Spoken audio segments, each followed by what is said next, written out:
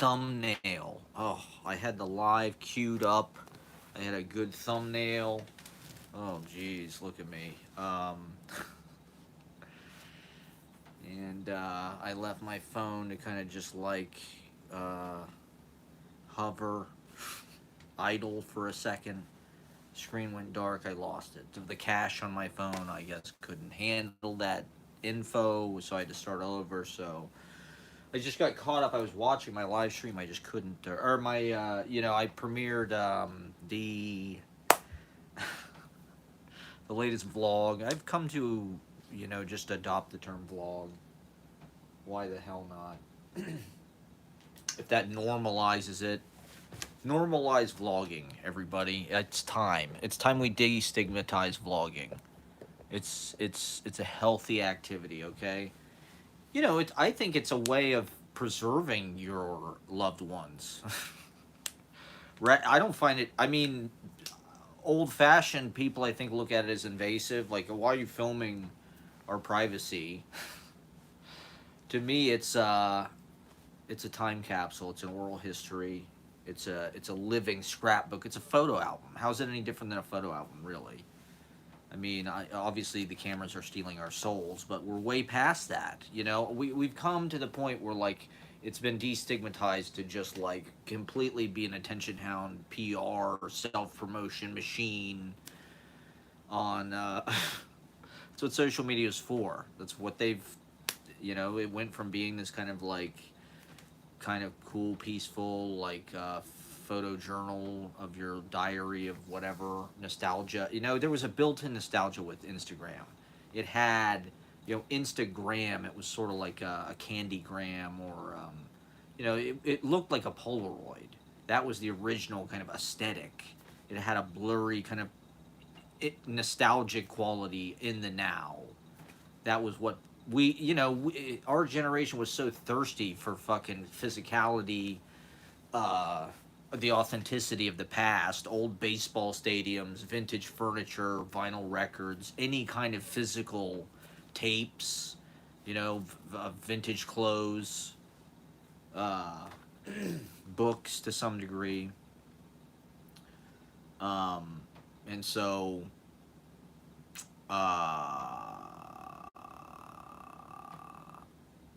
Instagram was a way of making the digital feel like it had that kind of old fashioned quality, like it was like some picture from the 40s or something, some old home 8 millimeter home movie or something.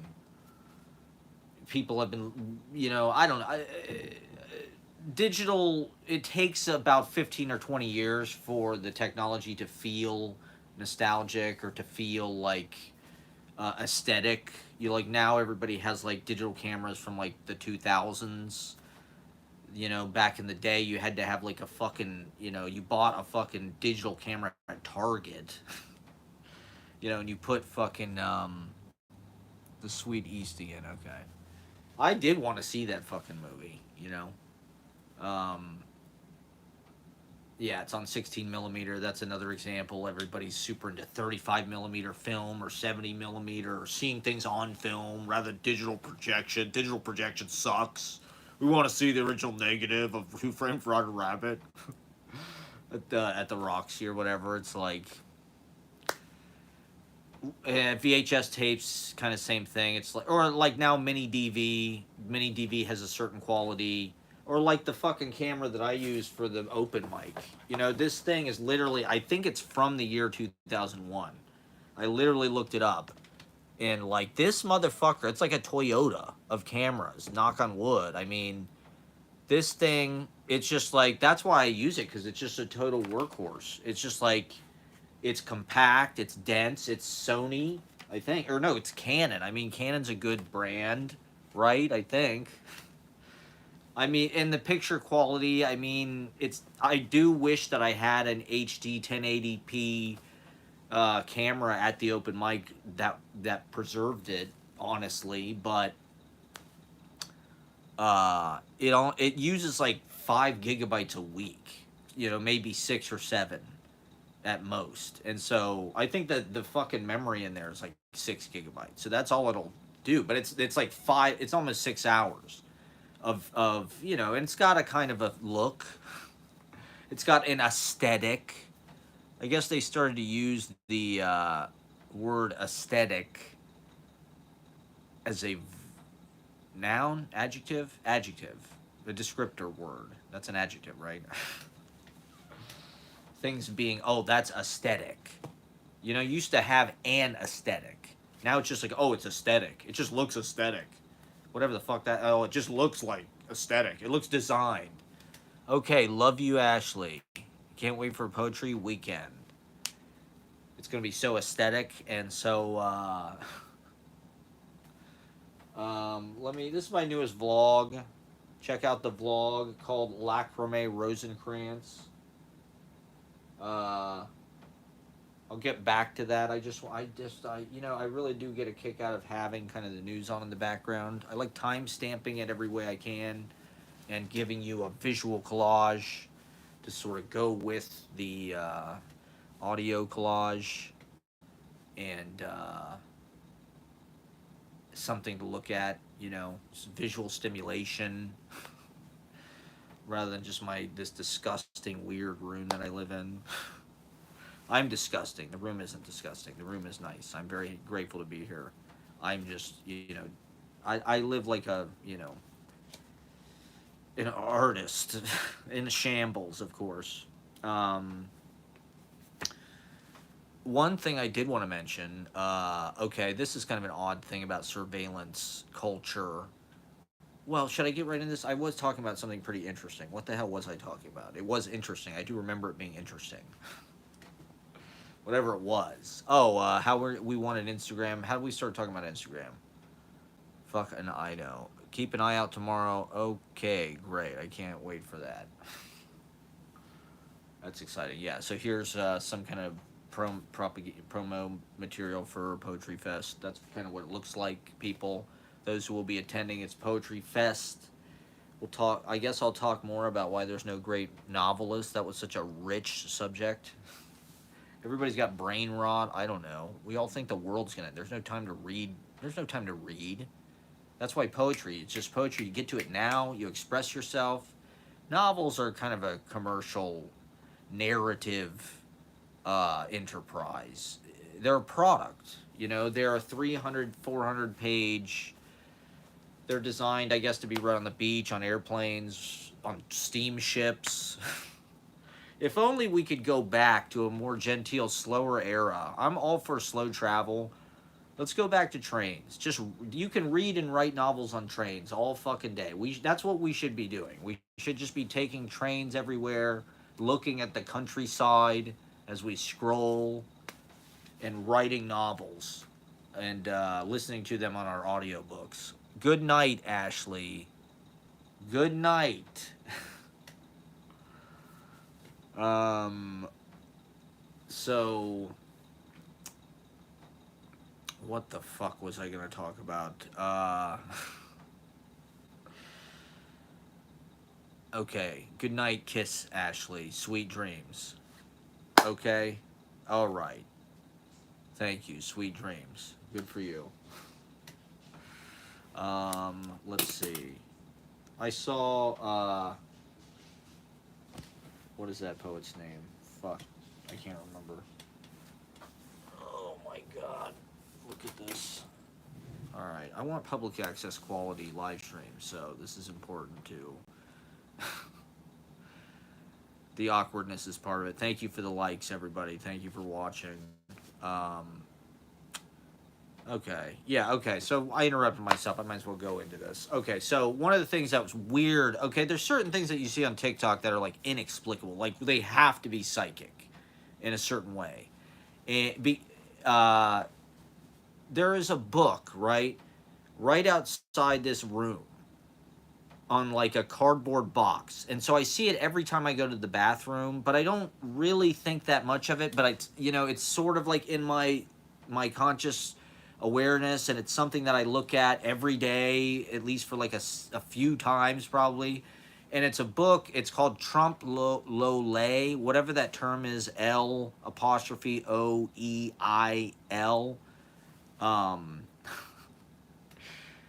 it's an amazing term. It has weird resonance, obviously, in the political era we're in. But so I see this, and it's some kind of painting.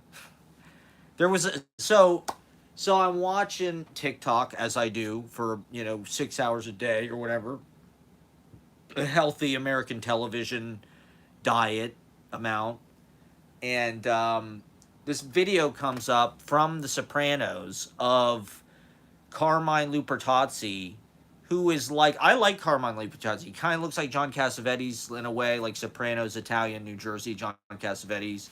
He's the guy that's always, he's a good boss. He's got a lot of wisdom, but he's always like confusing terms. And he's always like mispronouncing shit. He's the one who said, we're on the precipice of a great crossroads. We're on the crossroads of a great precipice, which is impossible. You can't be on a crossroads and a precipice. A crossroads implies you're going somewhere. That's like a cross. If you're a precipice, you're going to fall. But this clip, he's talking about Trump loyal or something. And I guess I see a lot of Sopranos clips. It could just be that. But I think I saw a couple videos about this specific art term. And I'm just like, how the fuck does TikTok know that there's a book outside my door that's called this term, this obscure art? I mean, I don't know. I guess there's a million different explanations for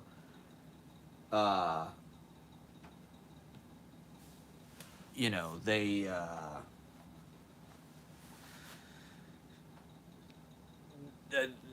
maybe they know I'm interested in art. I mean, I do like follow like art news or whatever the fuck it is, so maybe they just know that there's sort of an overlap. I see tons of Sopranos. I mean, you can watch practically the whole fucking Sopranos series just on TikTok. You see so many different scenes in vertical. It's kind of an interesting way to remix it, honestly, where it's like kind of out of sequence and you just get little bits of it, but it's sort of thrown into the. It's like The Clock. That there was that 24-hour art piece by what's that guy, Christian Marclay, The Clock.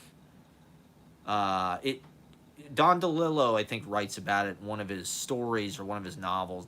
One of his later novels, Point Omega or some shit. And he's still alive. We're still looking for Don DeLillo to explain the Trump phenomenon. We need a Don DeLillo novel to just explain what the fuck is going on. I guess he already did it. Underworld. If you haven't read Underworld, you got to read Underworld. I did read it. I read it in college. But in any case, it's magnificent. It is a magnificent New York City novel. And so he talks about The Clock. And what The Clock is, it's a 24-hour long movie. And but it's all clips. This guy was like a DJ or something. He was like one of the first kind of people that did like mashup type things. And The Clock, it's all clips from movies where they're referring to what time it is. And so the time on screen is literally exactly the time in real life wherever you're watching the movie. And so the movie functions as a clock, basically. But it's also this amazing film that just sort of every movie ever made, and all these it's all these clips from James Bond movies or Big Ben or Al Pacino, Dog Day Afternoon, whatever it is. There's it's just interesting to see what pops up. And I mean, that's completely what TikTok is. TikTok is just The Clock, really. I mean, except it's sort of just like a picture of the world in real time, where it's like you're getting instant news, you're getting fucking people's point of view of just like things in your city. You're getting, everybody is now like a television personality, a reporter. We're all basically media outlets. And so if you're interested in that, this is one of the few careers left. I don't know if everybody wants to be a newscaster or a reporter or a pundit or a comedian or a whatever, sports radio guy. But, like I've been seeing tons of golf stuff on TikTok. I hate to say it, where it's just like, people post their fucking shots, miracle shots. And so it's this crazy fucking montage of but it's algorithm and it's generative and it's endless. You know, you just never hit the bottom. It's more candy, you know. And it's crazy how it I was reading this book at the library today. I picked up a couple books about social media to just sort of thumb through. One of them was fuck. I can't remember either of their names. One guy's name was it was literally he had the same name as somebody else. Who was it? Fuck. Oh God, I'm so. I wanted to do late night hours because that's where the audience is. I've had like more success streaming late at night, and so I want to get this kind of late night. But I'm also smoked out and tired. But we're gonna keep working. We're gonna keep plowing ahead. And what the fuck was this guy's name? He's a reporter for like the fucking New Yorker or something. But anyway, TikTok started out. It was a competitor to Vine, I guess. Oh my God, I saw an ad for Snapchat on the subway. I couldn't fucking believe my eyes. There was literally an ad for Snapchat about how it's not permanent or something. It was like, uh, I guess Snapchat could make a comeback. Are people still using Snapchat? It's it seemed like one of those things that was going to fade away, like MySpace or whatever. But TikTok started out as this app called Musically, and it was a big deal. I think it was like the number one app even then. But it was specifically started, I think, to be like sort of a music discovery app or something like that. And it's curious to me how when I a lot of times when I'm in fashionable restaurants or places in Manhattan, I will hear fucking music on the radio on the speaker system that I heard on goddamn TikTok.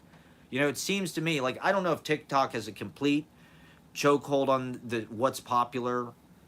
Not entirely, but like your song can go number one like Chappelle Rowan. I don't even know if people outside of TikTok like even know who the fuck that is. But they act like Chappelle Rowan, like kind of like that McGee guy. They act like Chappelle Rowan is like fucking Taylor Swift. It's like, oh my God, we were there for the rise of Chappelle Rowan. It's like, it.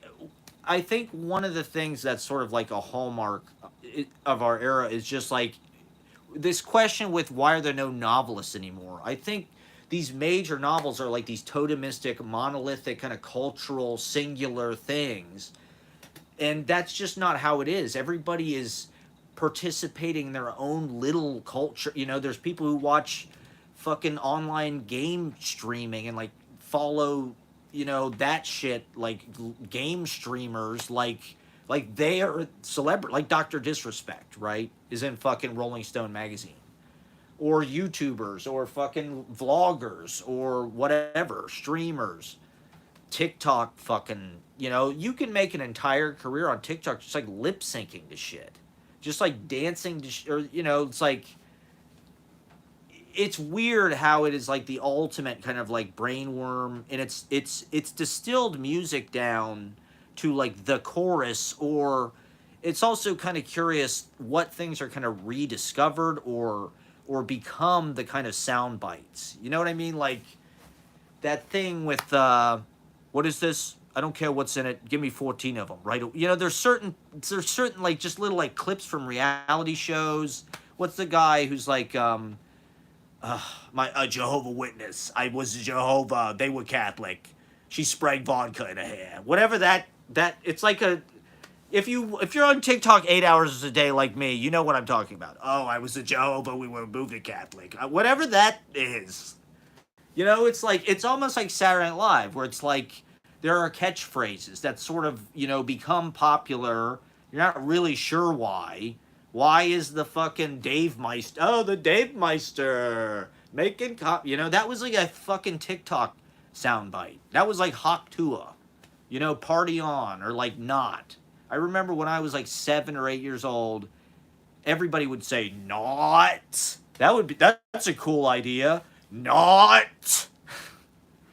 I don't know if any fucking Gen Z person knows what the fuck that even is. But that was like Haktua. You know, that's kind of what pop music is too, where it's like the chorus, you're looking for some kind of national earworm, some kind of sonic definition of the times, what we're going through, what it looks like, what it sounds like, living in the future. You know, sound is the kind of best way we can architecturally kind of create a mental image and a reality. I mean, with vibrations, you are creating this kind of extended structure that really is like a cathedral or some kind of huge bridge or something. And like blue collar comedy. And you know, like, okay, there's this clip I was just listening to, this song Sabrina Carpenter. I don't know why. I'm trying to stay young. I guess this is why. Why do we care about this shit? This is like what's cool. It's Brat Summer. I hate to keep. I know I'm old. I shouldn't be talking about this stuff. Sabrina Carpenter. This is clip. Heartache is one thing. My ego's another. But I'm begging you, please don't embarrass me, motherfucker. Do people know this? There's like a, you know, I'd say, you know, 5% of all the videos on TikTok right now are using this sound clip. And the song is about a woman who's begging a man not to embarrass her. She has to lie that she's got like a boyfriend. She's not hanging out with a guy. Because it's so lame. Men are so lame. We're boy sober. I saw boy sober on Drudge Report. That's not good. You know, I read Drudge Report because it's the only thing not behind paywalls. I didn't realize Daily Mail was like Fox News in the United Kingdom. But that's, I mean, I'm basically reading like, you know, maybe center-right, I guess. Which is, you know, where most people are, I suppose, politically right now. Because they're all nuts. But there was an article on Drudge Report about boy sober. This summer's about being boy sober. I don't know. I shouldn't even repeat it. I shouldn't even give that credence. Is it Brat Summer or is it boy sober? What is it? Is it Hot Girl Summer? It's Rat Boy. I thought it was Rat Boy Summer. You know, like what, which one is it? Oh, yeah, my phone died.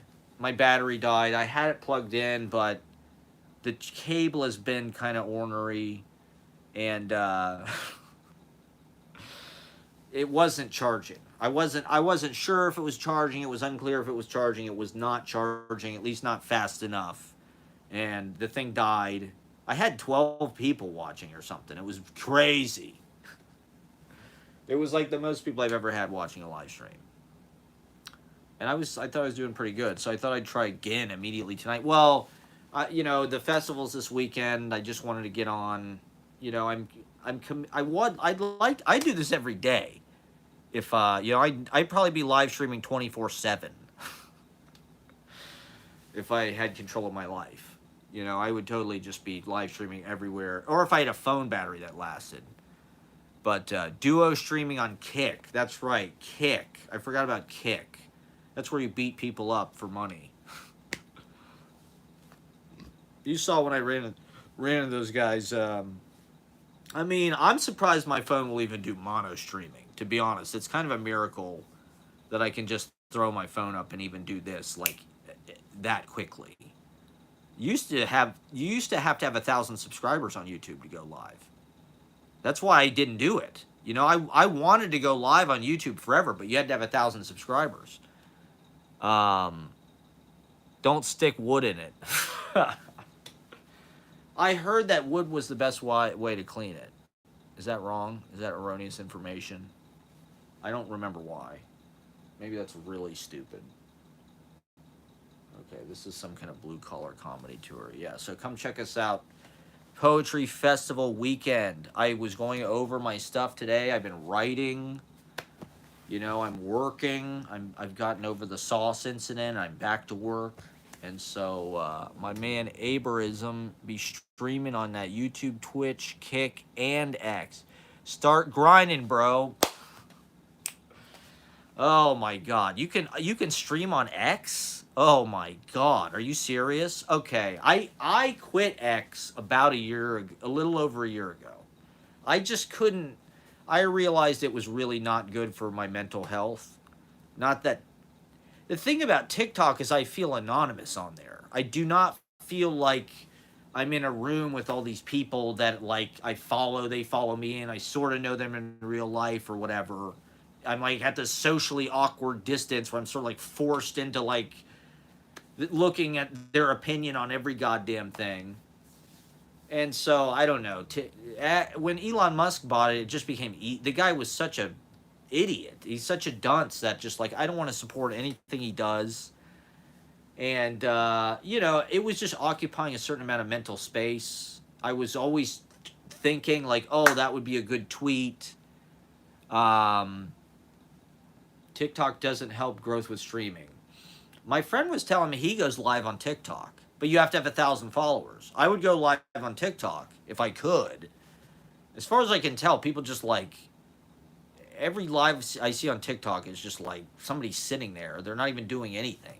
They're just like their just phone is on.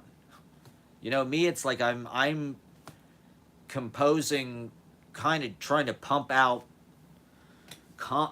linguistic content, material, ideas, opinions, flowetry, if you will, for the people. You know, I'm trying to. This is like a community college, right? I've lost my community college. Now I'm just the principal that the high school that Jim Belushi's the principal of. I'm the principal of the bad high school now. That's cool. No, it's still it's you know, I feel excited. I feel exciting. New York is still the place to be. I was in Dimes today. I thought I saw a Jonas brother. I thought I saw Joe Jonas. I keep like hallucinating famous people. I'm you know, maybe I was pretty high, so it's like maybe I just thought it was a Jonas brother. He had the heavy eyebrows. It looked like a Jonas brother. I don't know.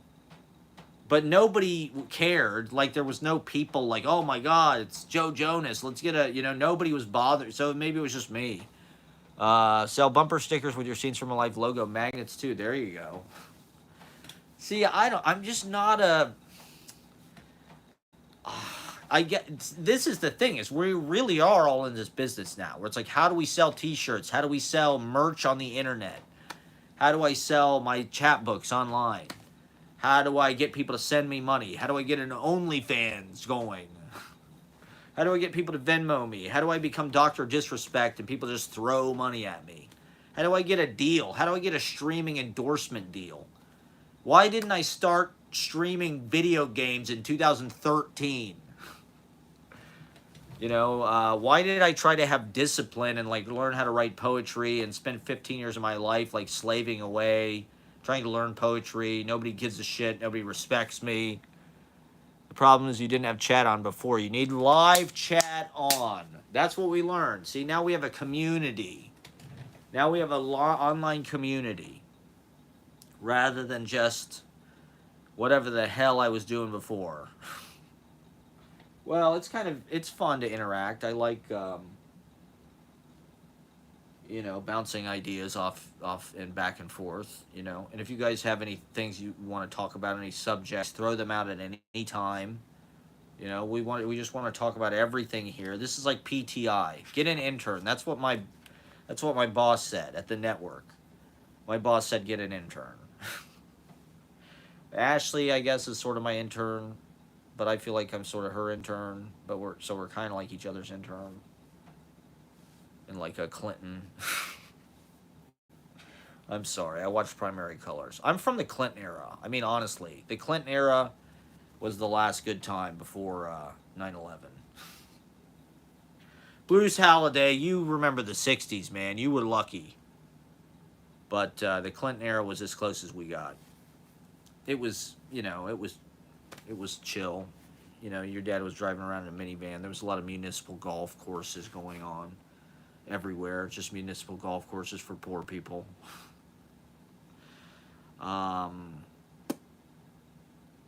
Yeah, so I don't know. I probably should build out my fucking. I mean, now you go to Best Buy, get like a streaming kit, like a ring light and a fucking microphone. What the fuck are those people doing? That's what I want to know. What are they streaming about? They're just running their fucking mouth about Biden sucks or New York City Poetry Festival or how they saw Joe Jonas. I thought I saw Joe Jonas, the one who broke up with Taylor Swift in like a 29-second phone call or whatever. But then I thought I saw Emma Roberts there a couple weeks ago, and there was nobody bothering her either. I mean, maybe people in Times Square are just super chill about celebrities. I imagine they are. But, yeah, so I went to the library. I got a... Bruce Halladay went in the Navy in 1970. God damn, during Vietnam. That's pretty hardcore. Thank you for your service.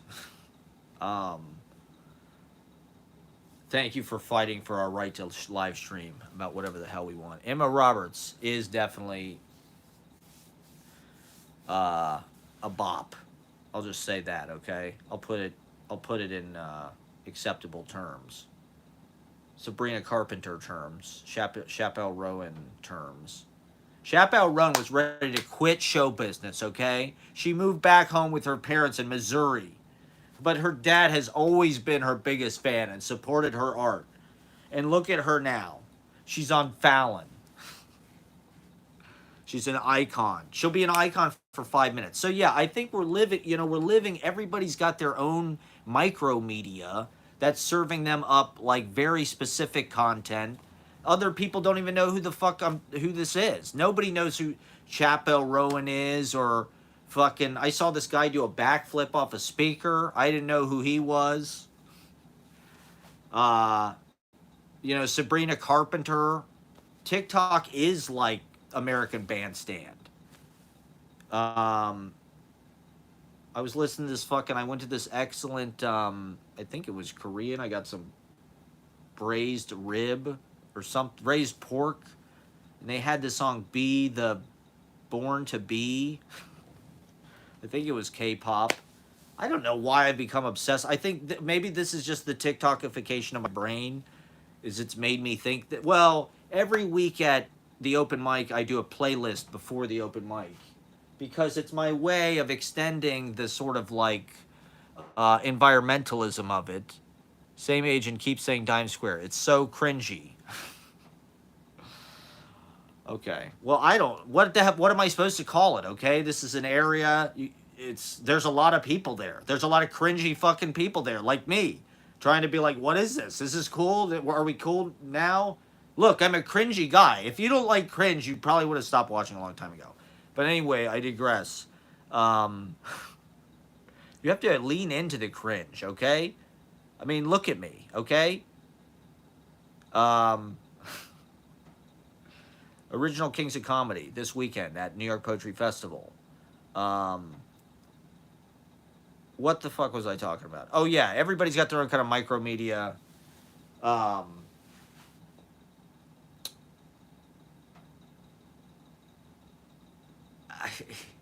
And then there's like influencers that are famous that like nobody over the age. It is very demographic out, I suppose. The apps are.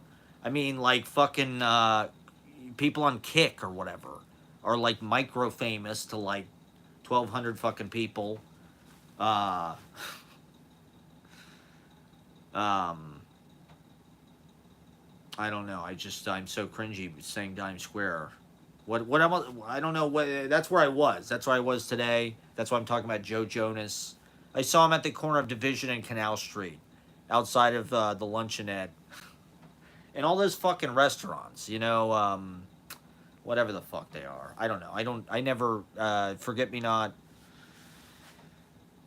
I live in Midwood. I'm a retiree out here, okay? What can I say? I got a houseboat. I'm by Brighton. I just spend my days on the boardwalk playing Mahjong or whatever.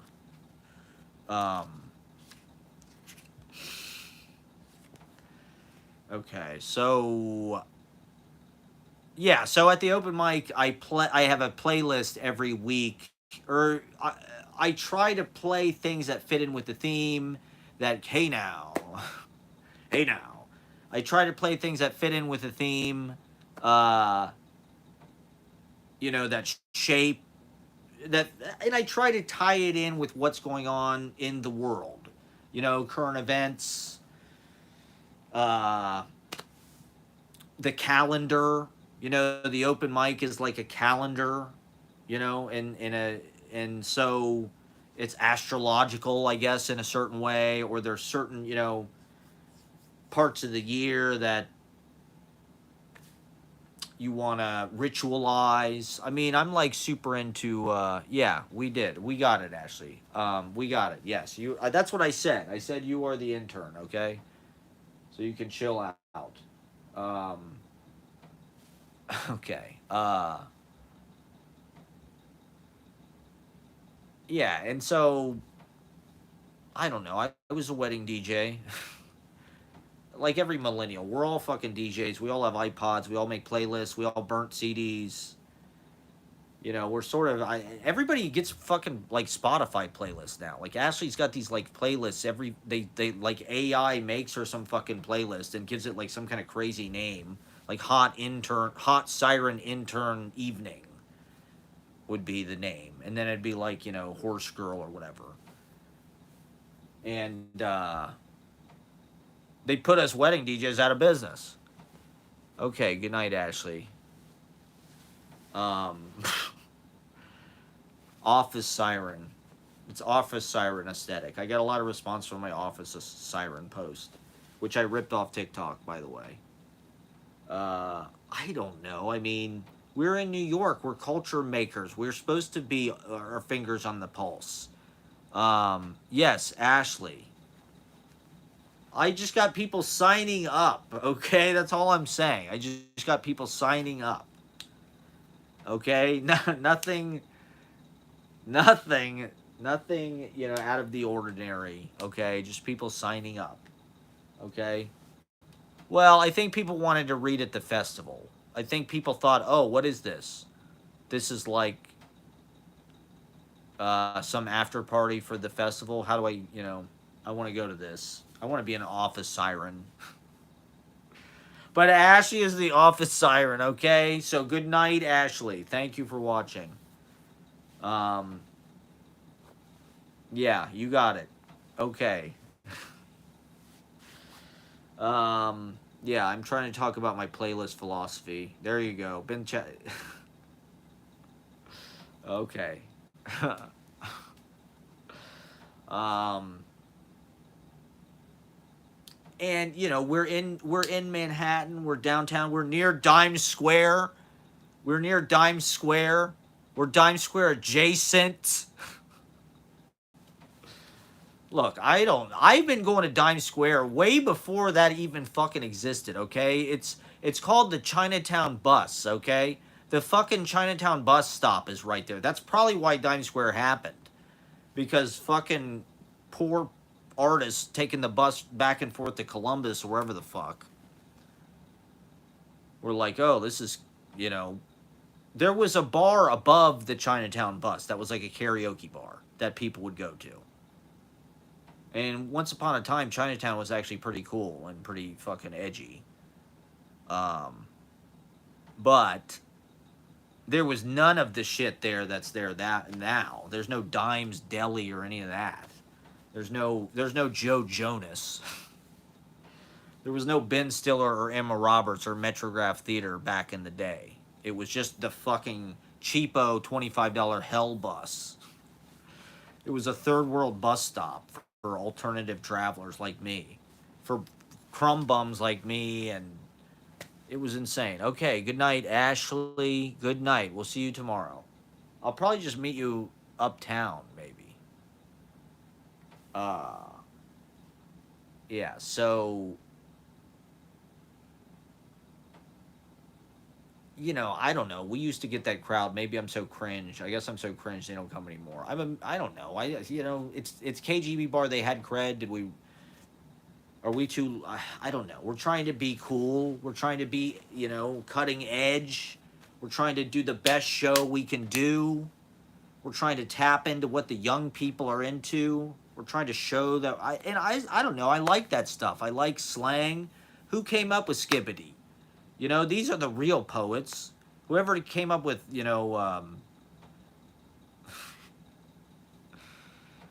I hate to say capping, you capping. Ashley is cool. I don't know.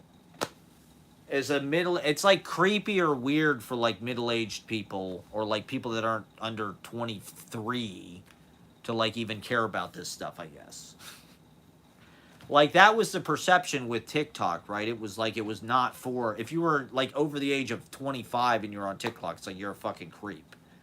And it's like it's just a good interface. You know what I mean? It's just a good uh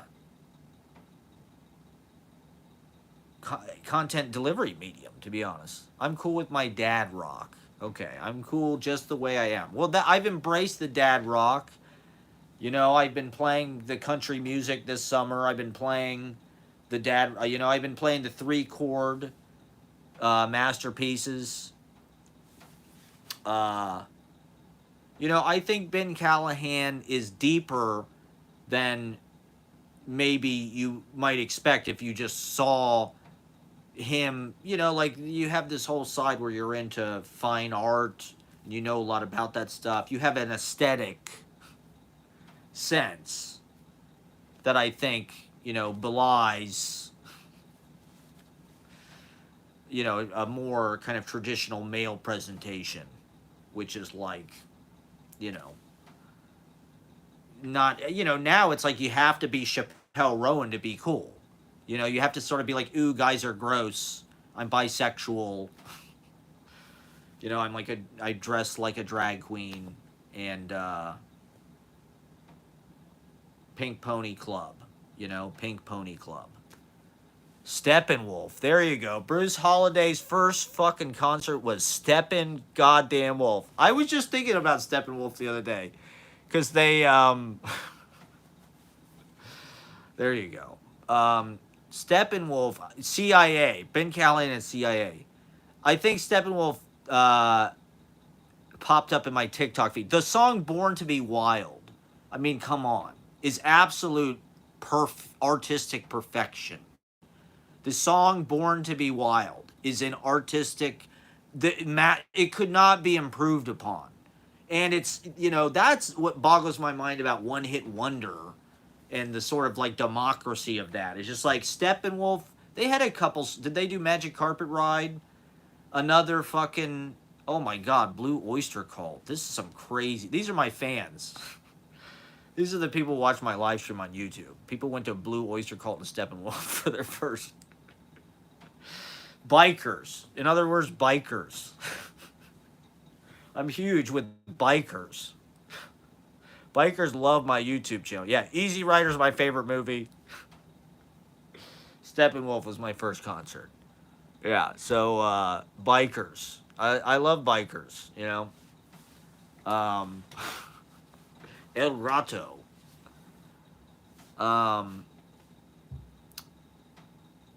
The Hells Angels are in my... There you go.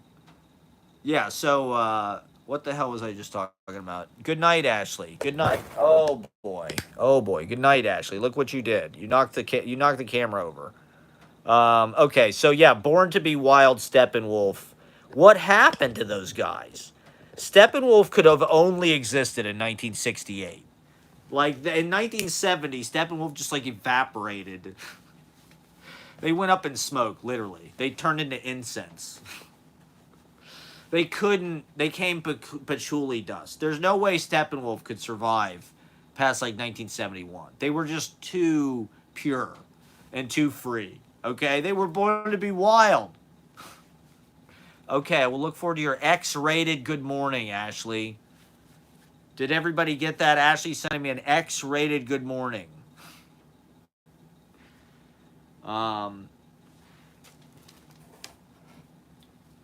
Ooh la la. Silver Apples in Can. There you go. Silver Apples, are they from Athens, Georgia? What's that band, Silver Apples in Stereo? Apples in Stereo are one of the best Beatles ripoff bands, I would say. They have really good Beatle-esque, but like garage rock style. What was the other band? Oh, Can. I like Can. I like Damo. Damo Suzuki, of course, is one of my artistic heroes.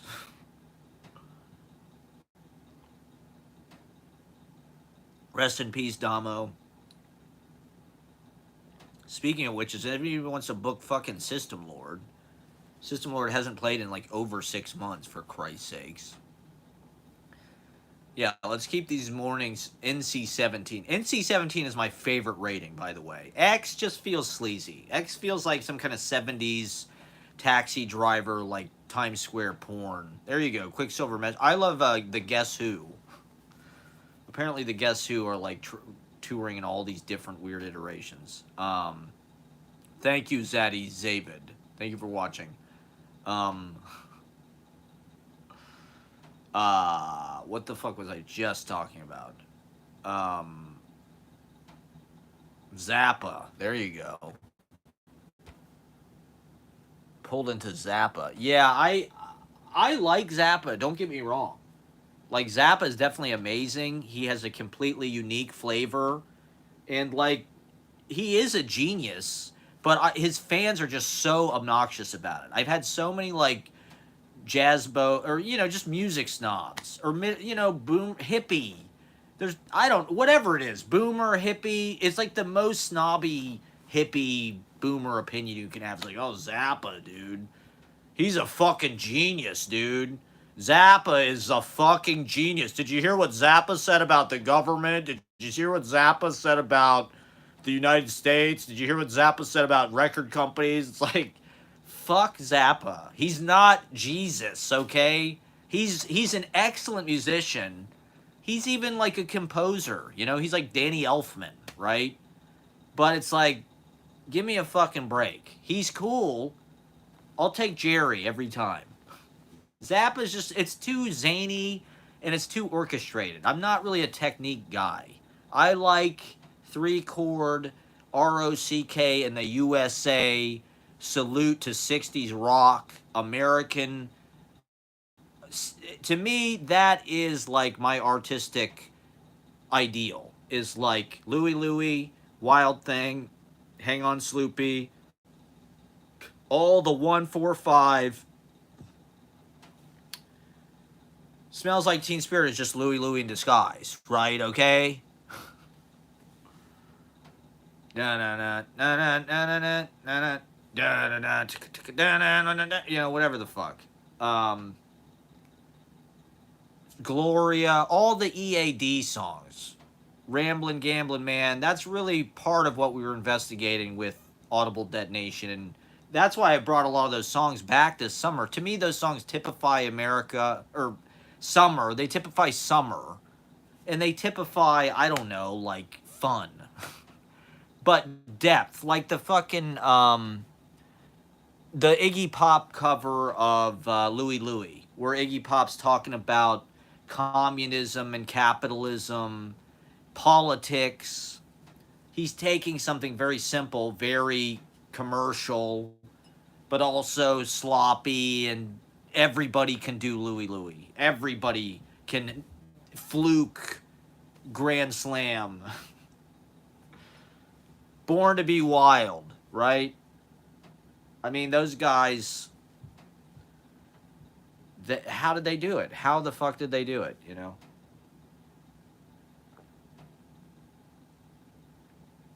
But Zappa, he's definitely unique. He's definitely, like, comprehensive. He's definitely an artist. But I just think his fans are, like, a little obnoxious, that's all. The way they try to, like, insist. And what about Beefheart? I'm more into Beefheart, frankly. I mean, I know that probably doesn't come as a shock to people, but Beefheart is a little more spontaneous, I feel. That's one of the things that annoys me about Zappa, is it feels written, feels, like they're reading sheet music. I really don't like any music where they're reading sheet music. I like spontaneity, I like listening, I like finding, there's things that you can find when you're really locked in with people, like the Grateful Dead does, when they really lock in and get into that trance, they shift into this other kind of like, this is something we've been talking about a little bit on the live stream, this other kind of like wavelength, this other kind of hypnotic it's almost like going to sleep or going into a trance. You're just, everything elevates, you know, and you just kind of become this perfect. I've been seeing all these TikToks about sound and like how sound has, you know, every note has a color, frequencies, right? Are everything is you know, these frequencies really do matter. What we say has a physicality. The music, you know, is sort of a war between light and good and evil in a way. You know, they want to poison the music, to make the music bad, to just kind of like cause people to unwind, or you know, come unwound. And I don't know. Idealize a lot of that 60s music, but the fact that you can pick up a guitar and learn three chords and play a lot of different songs, and those songs are really creative and they sound good to me. They typify who, you know, is this the last good summer we're going to have before Project 2025? I want it to feel like, you know, the weekend at Biden's barbecue. Or I don't know, whatever. I mean, we're just trying to have fun. We by now we're sort of like normalized to like traumatic political change. You know, like once Trump was elected the first time, we've been in this weird kind of like uh irritated emergency, you know, like nervous kind of panic, I feel like. You know, the pandemic obviously was like the eruption of that and the kind of mass physicalization of that. But I feel like even still, we're just kind of used to, you know, if Trump gets reelected in this Project 20, I don't know, it's just like people are not. I mean, don't get me wrong, everybody's talking about it. Everybody's talking about, hey, how do we get rid of Biden? What do we do? Lesser of two evils, blah, blah, blah. Um, I'm thinking $1,000 a week. I think they should just give us $1,000 a week to make content. You know, they should just pay everybody for their social media content. You know, just give everybody a UBI of $1,000 a week. Um, oh, this is something I wanted, and in exchange for us making shit for Instagram, TikTok, YouTube, Kick, Twitch, all of it. In exchange for our data, our personal information, they should pay us $1,000 a week to use it. And then we can, you know, in the fake economy, we can buy shit because we'll have money. I did want to mention this. I got a call from my mom today. I talked to my mom. Apparently, my brother just bought a house, which is an amazing achievement. I mean, he's been talking about it for literally for over a decade. He's always wanted to buy a house. It's been kind of his preoccupation and his goal for a long ass fucking time. And so he fucking already closed on it. He's moving in August 1st. It's in Valley View in Columbus. So that's like a huge relief because for me psychologically there's a lot of pressure like somebody in our family has to be a success. You know, like neither one of my other brothers really went to college, you know, and they have like blue collar jobs. I mean, my brother works his ass off. You know, he fucking he's a cable installer. You know, he climbs telephone poles and fucking like works on. So it's like he works these jobs that are just like very hard. He earns his money, you know, and he works a lot. He's always had a great work ethic, and so he deserves to own a fucking house. If he's, you know, he's paying $2,000 a month to rent a house right now, and you can tell he's just like he wants that so much. So psychologically it's like, okay, one of us has got to do something. Somebody's got to make a career or buy a house, or you know, you get into these misconceptions where you think a relationship is like an achievement. You think like, oh, I was married, like that's like, oh, that's some, I'm an adult now, I'm doing something with my life, I got married. It's like, it's not really an achievement. And a lot of times you get divorced, you get separated, whatever. I mean, it's good to go through that kind of stuff to just like mature, you know, as a person, spend a deeper experience with one person. But, you know, things like getting career, you know, achievements, getting jobs, buying a house, having a kid. You know, I'm watching these life milestones just whiz by in my rearview mirror as I approach 40 years old. And so I'm glad that my brother bought a house because now at least feels like there's some kind of fucking solidarity in my family where it's like, okay, you know, somebody has something, sort of, you know. So, you know, it's a little stressful feeling like there's just, where am I going to go? Where's the foundation? We're all just struggling. My brother's got this horrible job. He's getting ripped off by his landlord. He doesn't even own a fucking house, you know. He doesn't, nobody's married, nobody has any kids, nobody's got a fucking real job. I'm here being, you know, I'm sort of like teetering, you know, the frustrating thing about my position is I'm so close. You know, I was so close to like really doing it right and having it all. It was all right there. And so to not have broken through is really frustrating. And you know, on the phone with my parents, it's like, you know, what do I say that's going to sound like an achievement, or like something is happening, or like people are into what I'm doing, or, you know, what is the point of any of it? Is it just like some kind of narcissistic fucking fake, should I just hang it up? You know, it's like I'm getting older. How long am I going to continue this fucking embarrassing charade trying to make it? You know, it's like I'm kind of too old to be a product. You know, that's how I feel recently. I feel like, who am I going to be? Uh,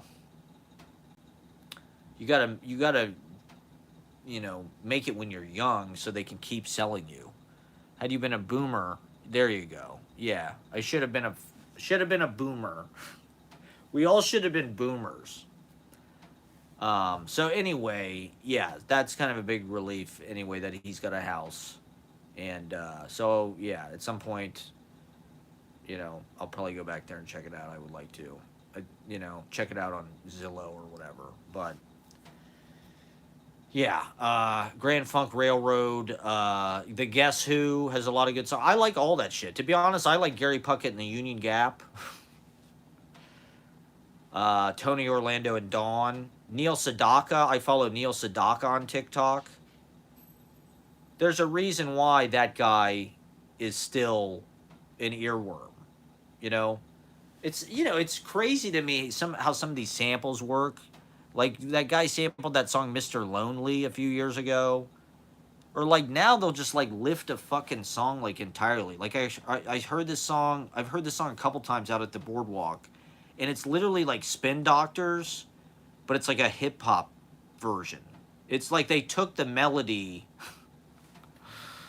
of Spin Doctors, and if you want to call me baby, but it's like a hip hop song. And so they just literally like took that exact melody and just changed the words to whatever they wanted it to be. See, to me, that's like inspiring. You know, I know in comedy the rules are a little bit different about stealing. You really can't steal from people. You know, you cannot fucking uh, take somebody else's idea because that is their product. But you know, with poetry, it's just like it, especially with like post surrealist New York school type stuff. It's just like, you know, the sonnets is basically like fucking refrigerator, or you know, it's all appropriating not all of it, but a lot of it is using languages from other sources and sort of changing it around or decontextualizing it or recontextualizing it. And you know, that's like sample culture. That's totally like remixing stuff, cutting and pasting. It's like the clock, taking lines from other things, making them into something new. You know, I think that's an interesting idea. You know, that it's not necessarily about to me, I try to focus more on the generation and being a fountain of the content and then shaping that and mixing that. But it is interesting for an author to say, I didn't even write this. Somebody else, it's somebody else's words, taking words from Joe Brainerd's diary, taking words from poems that Ron Padgett didn't use, cutting and pasting it literally. Um, yeah.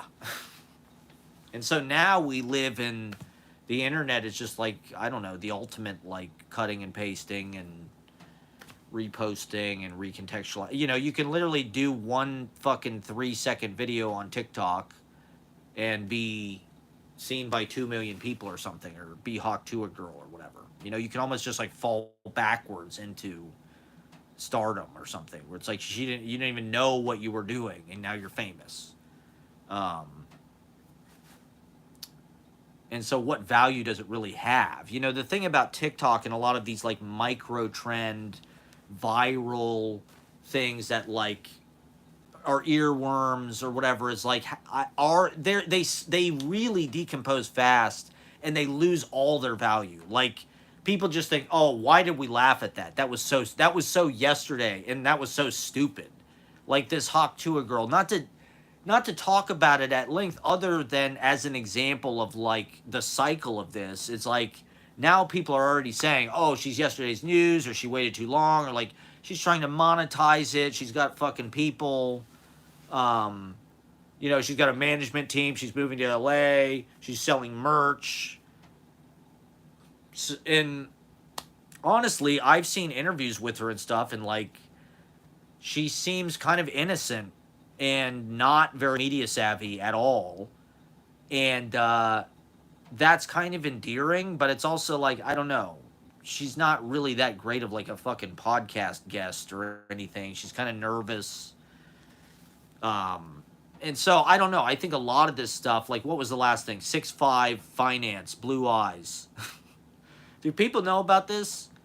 They pop up on different apps at different times, but at the beginning of the summer, this thing started probably like in May. Maybe this girl came on, Girl on Couch, and she said, she didn't even do the fucking song. She literally said, somebody should remix this. I have an idea for a song that's like, a fucking, I don't know any DJs, Steve Aoki, or who's the guy who, I don't know, who's a cool, a Diplo beat.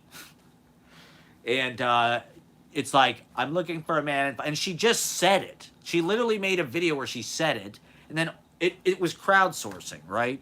All these fucking people were like, oh, I've got the fucking ultimate 6'5" man in finance fucking track.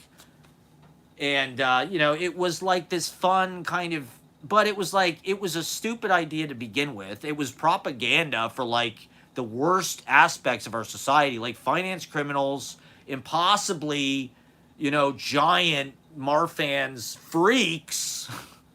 I want to fuck Lurch. If Lurch is rich, I want to fuck him.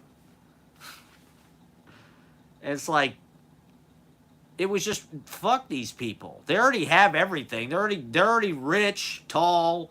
They're going to the Hamptons. They're going to Capri or whatever. They're on their fucking yacht. They've got the Miami-style yacht party. They've got a jet ski. They've got a float. They've got a portable island. They've got a boat on their boat. They've got a helicopter on the boat. And let's make a song that's going to be played everywhere that's like glorifying these fucking assholes. The apex predator of the human race. 6'5", finance, blue eyes. She's an op. She is fucking CIA. That is fucking a plant. If I've ever seen one. Probably finance guys paid for it. Yeah, how do we seem cool? We're wearing these stupid vests. Nobody wants to fuck us. How do we make ourselves cool? What if we made a song on TikTok? All these chicks like TikTok. These chicks are hooked on TikTok like it's crack. They get 2 million views just for shaking their ass to some like 3-second Chappelle Rowan or now it's Charlie XCX, right? 365. Everybody's like using that. it's, I don't know. I guess it's an interesting, viable way of show business, miming to fucking music and shit. But you know, it's part of what I guess why I'm talking about this. The way these things degrade so fast, and like people disown them. They're like, "Oh, that was so yesterday. 6'5" fights. That was so stupid. Remember when we liked that stupid shit?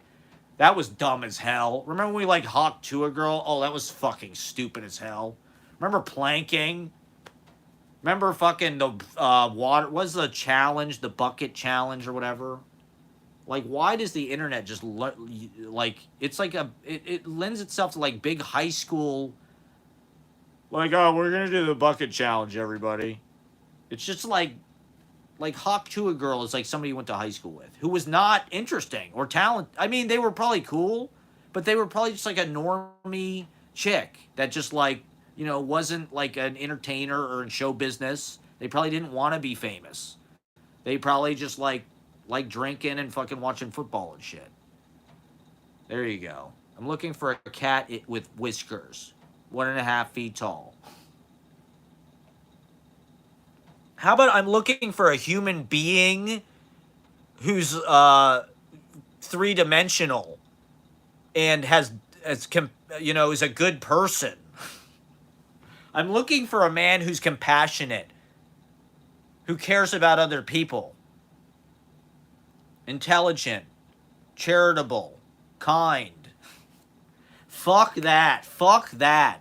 Give me some huge fucking douchebag with a fucking checkbook so I can spend, spend, spend. I need some retail therapy. I've been watching too much Real Housewives or whatever, Kardashians. I mean, that is like the Kardashians have been repurposed. Like, there's so many, like, I'm going to take a bitchy, like, cunty sound clip where, like, Chloe's talking about, like, oh, I can't go into work today. I don't know. And then, like, we're just going to, like, mime to that. And that's content. Like, oh, I'm just going to mime. Oh, me when I have to go to work hungover. I'm like, miming to this, like, Kim Kardashian, like, sound clip. It's like, that's talent? There's no quality. It's just, it's like, it's candy. It's like Molly. It's like just going down like a Molly hole for fucking like 12 hours a day. It's like flaky brain candy. But one of the reasons why I'm talking about it, I mean, I guess like the real celebrities are on fucking Twitch or something. You know, like YouTube streamers. There are YouTubers out there that are like known, like probably that are more famous than like maybe Joseph Gordon-Levitt or something, or Joe Jonas. Apparently, nobody gives a fuck about Joe Jonas, but I don't know who any of them are because I don't. I mean, it's unnatural for somebody like me. It's unnatural and cringe for somebody like me to like be either, you know, I'm kind of between. I'm supposed to be on Instagram. People my age are supposed to be on Instagram. Like, I should be doing this on Instagram if I was cool. Like, YouTube, no offense anybody, but it's kind of for old Republicans in a way. It's for like RV dads. No offense. That's me. That's who I am spiritually. But like TikTok is for Gen Z, Gen Alpha, like iPad toddlers who never had any choice, who just like, that's just like normal for them to just like be, you know, hoovering, speed inhaling. Let's watch 1.5 time video of everything. Speed it up so I can watch more, so I can watch twice as much. If you put your thumb on the screen, it goes 2 times speed, so you can kind of power skim. You know, but there's a lot on there that you feel like you need to know. It just feels like your bucket's got a hole in it. You know, you're just keep fucking pulling the lever, and you're learning. You're learning about politics. You're learning about what's going on with celebrity gossip. You're hearing blind items. You know, but it's like, it feels like you're getting such a plenitude of sources that you're seeing all the other fucking news sources. You're seeing shit from CNN. You're probably seeing shit from Fox News, maybe. You're seeing shit from the Young Turks or whatever, maybe Democracy Now. You know, you're seeing little micro bits of, you know, hopefully, I mean, it's obviously not objective. Everybody, you know, is just seeing themselves. But one of the things this book was talking about, how on YouTube there's like a pipeline from, okay, like I guess a lot of people who find Jordan Peterson videos, this is, you know, I don't think the internet really is a meritocracy. I think that there's certain people that are like somebody like Jordan Peterson, to be honest, he shouldn't be famous. You know, he really should not have the public perception. But I guess so people would search if they go on YouTube, whatever, and they would search for like depression or like suicidal thoughts or whatever, a lot of times it would pipe them into like these Jordan Peterson videos. And so I guess once you click the Jordan Peterson video, it kind of puts you in this pipeline where it's going to suggest things that are like further and further kind of like right-wing incel content or whatever. That's just like the way the algorithm works on YouTube specifically. And so it's kind of weird to me that, you know, Jordan Peterson, I guess, is talking about, I don't know, fucking gender dynamics, whatever the fuck. Yeah, okay. But it's like, I don't know. There's an agenda behind it. It's not. I think to some degree you might have to be satisfied with whatever audience you can get. You know, everybody's got this dream of becoming a big star, becoming fucking, you know, Jordan Peterson. I wish the algorithm loved me. I wish it would pipeline, you know, sad dude bros to me, you know, and then they could learn about poetry and about Jim Belushi films and the finer things in life, you know, the things that make life worth living, the juice. They could learn about me yap about TikTok endlessly. I mean, it's hard to engage with reality in that full of a way. You know, even if you're going out, interacting with people, you know, going to shows, walking around, looking at stuff, traveling. You know, TikTok, it's just like you're seeing so much shit so fucking fast that it's like, and you really get into the conversation, you know, you're seeing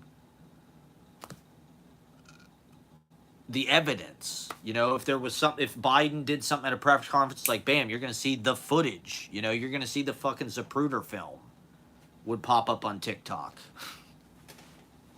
The Zapruder film would be great on TikTok. It'd be a great Snapchat video. It was basically like an Instagram story. It was micro content. You know, I don't know. It's interesting that you mentioned the multiple streaming thing.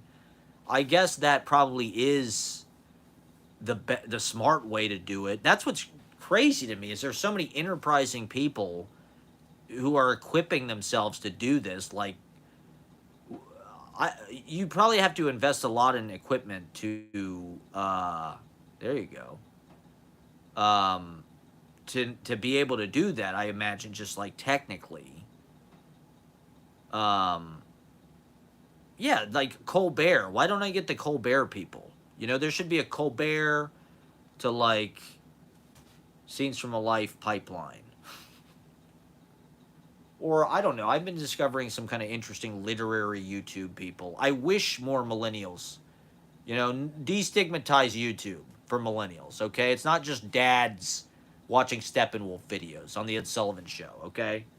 It's not just your dad in his armchair, you know, watching Merle Haggard videos on Hee Haw, okay? There's a lot of artistry. There's a lot of artistry happening on YouTube, I think. I don't know. I really don't like YouTube. I mean, they're good for what they are. They kind of remind me, as I was picking up these books about social media written by like New York media authors, people that write for the New York Times, the New Yorker, or whatever. they all have kind of the same voice. They all have this like chipper. It sounds like Radio Lab. It's just like, did you ever think blah blah blah? And it's like that's their prose style. You know, it's like Malcolm Gladwell. It's like a TED talk. It has this kind of self-helpy vibe, but it's also kind of like informational, like a doctor is talking at you almost. But it also feels like a fucking ShamWow hustle or something. Like, hey, statistically, YouTube, blah, blah, blah, blah, blah. And it's like all these voices, all these fucking books had like the same voice. Like these guys are writers. And so with YouTube, it's like these video essays, they do like a talking head and then they chop it up. They have a similar kind of tone of voice. Things are planned down in advance, I'm sure. I don't know. I like meandering. I like wandering. I like figuring things out as we go.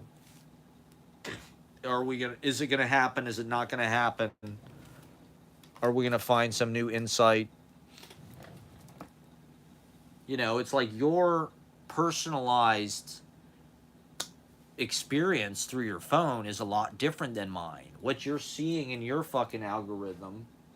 So everybody's got, you know, there's no great novelist anymore because there's just not these totemistic novels that represent everybody's experience. You know, there's no longer white men standing in for everybody's experience writing the great American novel. It's like now there's so many fucking stories to be told. You know, I don't think there is a voice of a generation. I think everybody's got a voice now. You know, the whole generation has voices. That's a better way of doing it. Everybody can get on YouTube or TikTok or Instagram or Substack or get on stage, do an open mic, and share their point of view and put their hat into the ring. And you know, I mean, who's to say anybody's art is any more legitimate or better than anybody else's? You know, the whole hierarchy has to fucking come down to some degree, I think, because everybody's menu is just so personalized, and it's obvious that everybody's tastes are different. You know, like if I post a video on here or on TikTok and it only get, you know, I'll post poetry on TikTok and it'll get 200 views, which is like the minimum kind of that they show just to get it into the stream. And it's like, should I just quit? But it's like, you know, 200 people saw that. You don't know who saw it, and you don't know what effect it had on them. Same thing. The fact that 200 is a lot of people. You know, a long time ago, it would have been very hard to get 200 people to see anything. You would literally have to get 200 people in a room to get them to watch it. I mean, these comedians are relentless with the reels. That's a whole, you know, glory age that's happening right now. The way these comedians are making these like little Instagram videos that are like 10 seconds long or 15 seconds long. They're almost like little silent films or something. The way that they just go to Washington Square Park, I think that's really cool. I wish I was doing that.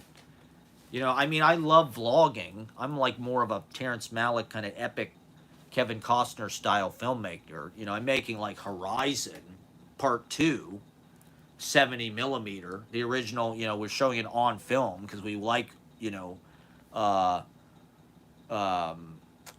vintage. We like vintage.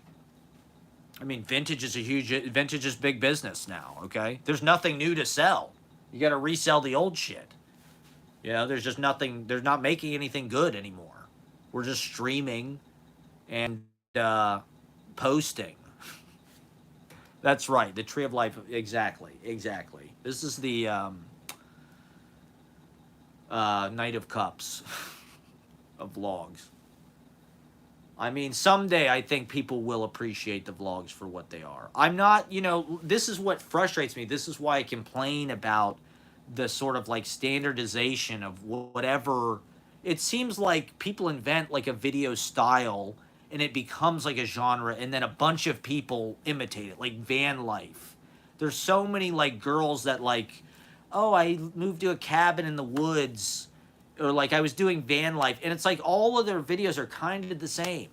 To be honest, they're all edited the same. They all kind of look the same. Or like, oh, it's my first year as an art student in, in Brooklyn or whatever. It's like you, and it's like, or get ready with me. This is get ready with me. Day in the life of an art student in New York, or just the same way that makeup tutorial videos are all kind of the same, or fucking, uh, book talk. The way that you have to package it, I'm just anti-packaging. Packaging is killing the fucking planet. It's plastic. The ocean is full of packaging. All you do, like I bought sushi, they gave me plastic fucking containers, a bag. It's just like you throw the shit away immediately. You eat it and you throw it away immediately. It creates all this trash. And I don't know, the packaging is what people like. The packaging, you have to create like a genre vibe. And so it's amazing the multitude and the infinite generativeness, how people are constantly creating interesting new concepts in micro video. And but I like stuff a little more raw, a little more unvarnished, and a little more. We're raw dogging it here, okay? Apparently, the term raw dogging has been normalized in a way. People are just saying raw dogging with reckless abandon now, even though it's kind of a racy term. But yeah, so we're living in video. Basically, we love it. We live by the video, we die by the video. We post videos, we are videos. We're in videos. We're lucky to be in our friends' videos. If you're, I don't know, I mean, that's as good of a pipeline as any. To me, it's just like a Hail Mary of like, hey, maybe I'll fucking fluty miracle this one. Probably not, but all right, is that the end of this? Let me just check my video playlist real fast. All of my playlists are available, by the way, on the Scenes from Life. They are public, so you can check out the music that we're playing at the open mic, the videos that are playing in the background. I do have like a bunch of the New York City Poetry Festival readings on YouTube. You can go back and watch previous years. You can watch last year, the year before, Legendary 2021. You can watch 2018, I think. So, if people want to check that, I know people love watching poetry readings. It's everybody's favorite thing. It's just like the most popular thing. It's way more popular than like, Chappelle Rowan. Do people know who that is? I don't know. Yeah, so I don't know. I think everybody is looking for this like ultimate significance, getting famous, defining the era or whatever. I think that stuff is like dictated to us by the media. That's part of the mind fuck of what's going on, is all that's being unraveled. And so now it's like flat earthers and people don't think the moon landing is real, like, or like might as well be on the History Channel, because everyone kind of has equal not necessarily, I mean, like I was saying with the Jordan Peterson thing, it's like there's definitely certain people that get favored or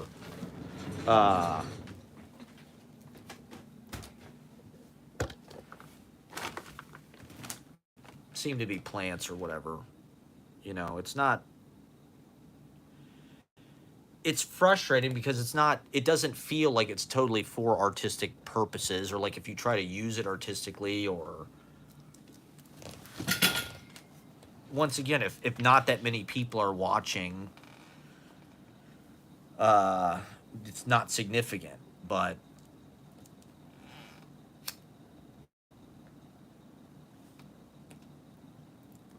I don't know. You just gotta keep pushing, I guess. There you go. The internet is everyone's memory now. Yeah.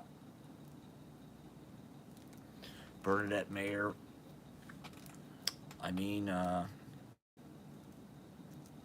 think people are starting to wake up to that kind of stuff. Like,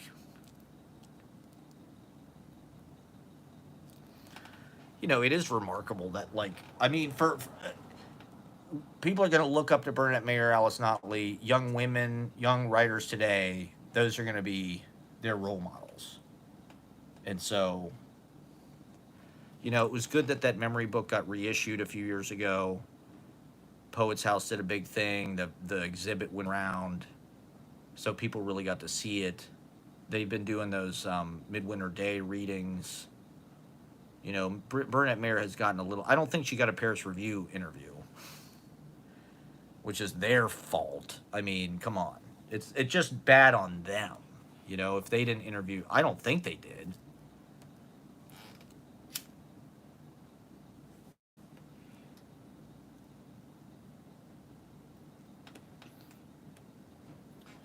Um, but it's also just like I don't really know what makes the best writing, to be honest. What makes great, like, literary writing? It's like that's almost like a genre or like a myth of kind of the legacy media or whatever. Like, they made gods out of these people, Ernest Hemingway or F. Scott Fitzgerald, or they were the role models for people to go drink wine or go to fucking bullfights or travel or go to sword fishing. And I don't know. I think people are more self-empowered now, or like there's more just like a cross-referencing of ideas. It's there. We're not like subjugated to these heroes, or like we shouldn't be. There's less people. It feels like that in the culture that we're supposed to like simp for. Like, as far as, like, I mean, Taylor Swift, I guess, is the ultimate example of like people just being like, oh my god, Taylor's like larger than life or something. But I think this is part of what we're offered now, is like now we can listen to everybody. To me, it's just like a radio, really. And so, like, turning on the radio, I just want to hear stimulating information, things that might teach me something. I want to hear the truth. Uh, I want to hear something that gives me something. What is art supposed to do? It's supposed to give you something. It's supposed to move you. It's supposed to be something that you want, I guess.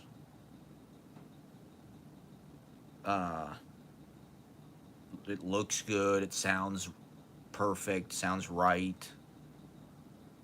It kind of restores a harmony to a world that's yeah, there you go. Audio of Lorca's Duende. See, that's the kind of stuff YouTube is good for. There's not enough of that stuff as far as I'm concerned.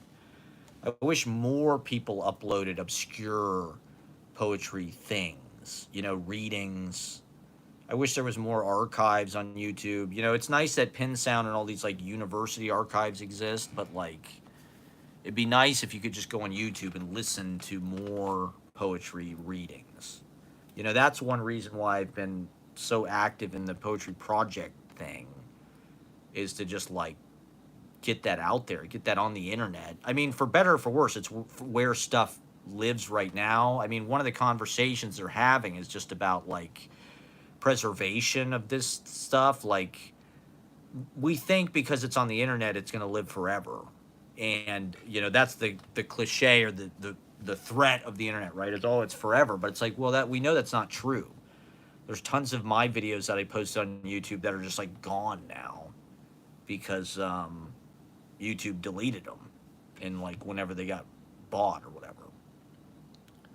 And so, I try to put it on YouTube to like just get it out for people and use YouTube as an archive. But We don't have physical media. We don't actually own anything. It's like all of my vlogs are just on YouTube. I mean, I have, copies on hard drives and stuff like that, but illness poetry on YouTube, yeah. Um, but it's not like I have fucking VHS tapes or uh, there you go. Reading a memory tunes, Siglio Press. Have to check the date. Okay, that sounds cool. Um,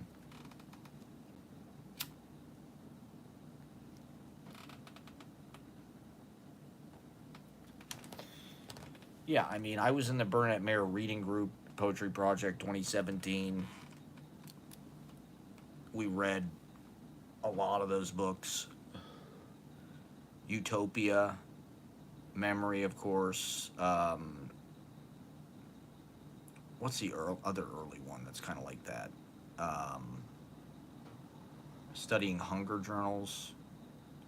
I mean, that's one of the best books I own. Is the Eating the Rainbow of a Lineup of Words or whatever it is. Um, the first 5 books of Burnett Mayer. That's a must own for anybody, if you ask me. Or if you can't get that, just get the Burnett Mayer Reader from New Directions. Like everybody should at least have that book because it's all kind of in. I mean, that's like a good primer on just like all the things that Burnett Mayer kind of did, the versatility and all the different sizes of poetry.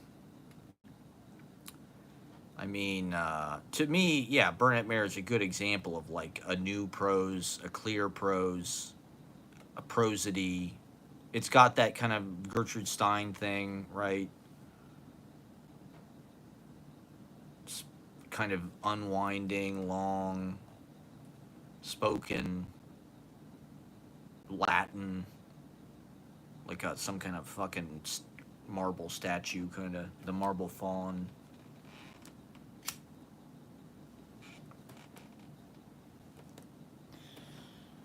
Uh, Burnett Mayer should be on TikTok.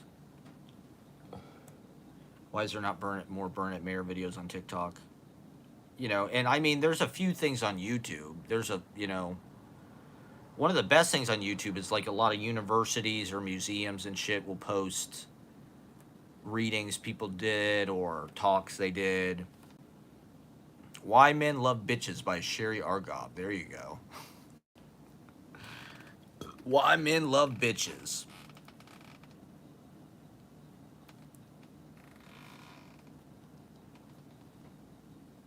Do men love bitches? Do you think that's true?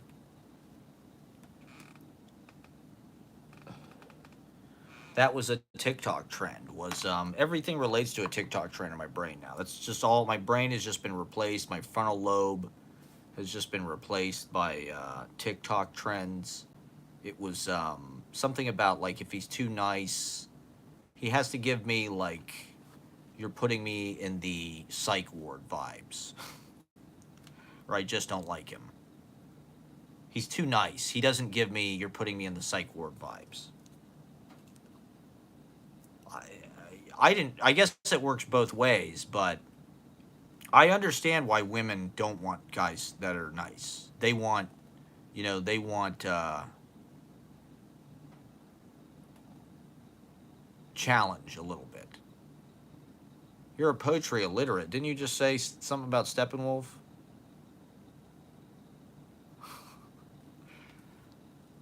Um, Born to be Wild, one of the great poems of the late 20th century. Get your motor running. Head out on the highway. Looking for adventure. Oh, there you go. The marathon is this Sunday of Memory in Great Barrington. Okay. Oh, yeah, Siglio Press. Yeah. Great Barrington is like one of the crazy cultural capitals of the United States, I feel like. I've never been there. I would like to go to Great Barrington. Is that where... That's not where Midwinter Day was written. Midwinter Day was written in... Was that Great Barrington? I don't know. But in any case, apparently it's just like a cool kind of refuge amongst the stupidity the big deliverance, incest, banjo porch of the rest of the United States. Great Barrington is like, you know, I don't know, Beacon or something. A beacon of hope, Western Mass. I got to get up there one of these days. I've been in New York too long. I've been in New York City for like almost 4 years straight. To no effect, to no avail. I blew it. I did not make it. Hello, Mutta. Hello, Fada. I feel like Alan Sherman. I feel like a lot of comedians I see in New York are like Alan Sherman, which is fine with me. I like Alan Sherman. I think Alan Sherman is dope. I'm just surprised at how many comedians are like Alan Sherman. Uh, and God, I don't even know why. I don't even. Maybe I made the wrong mistake by trying to go into comedy. You know, what if poetry became like just blew up culturally? That's what I wouldn't be surprised. That would be cool if you ask me if that happened. But yeah, Catullus. There you go. I have. I think I have this Vincent Katz. I think it's a translation of Catullus. It's excellent. Song of Songs in the Bible. There you go. Well, that's great poetry. A lot of poetry. I mean, Richard Stein. A lot of it's based on the Bible. If you go back far enough, Whitman.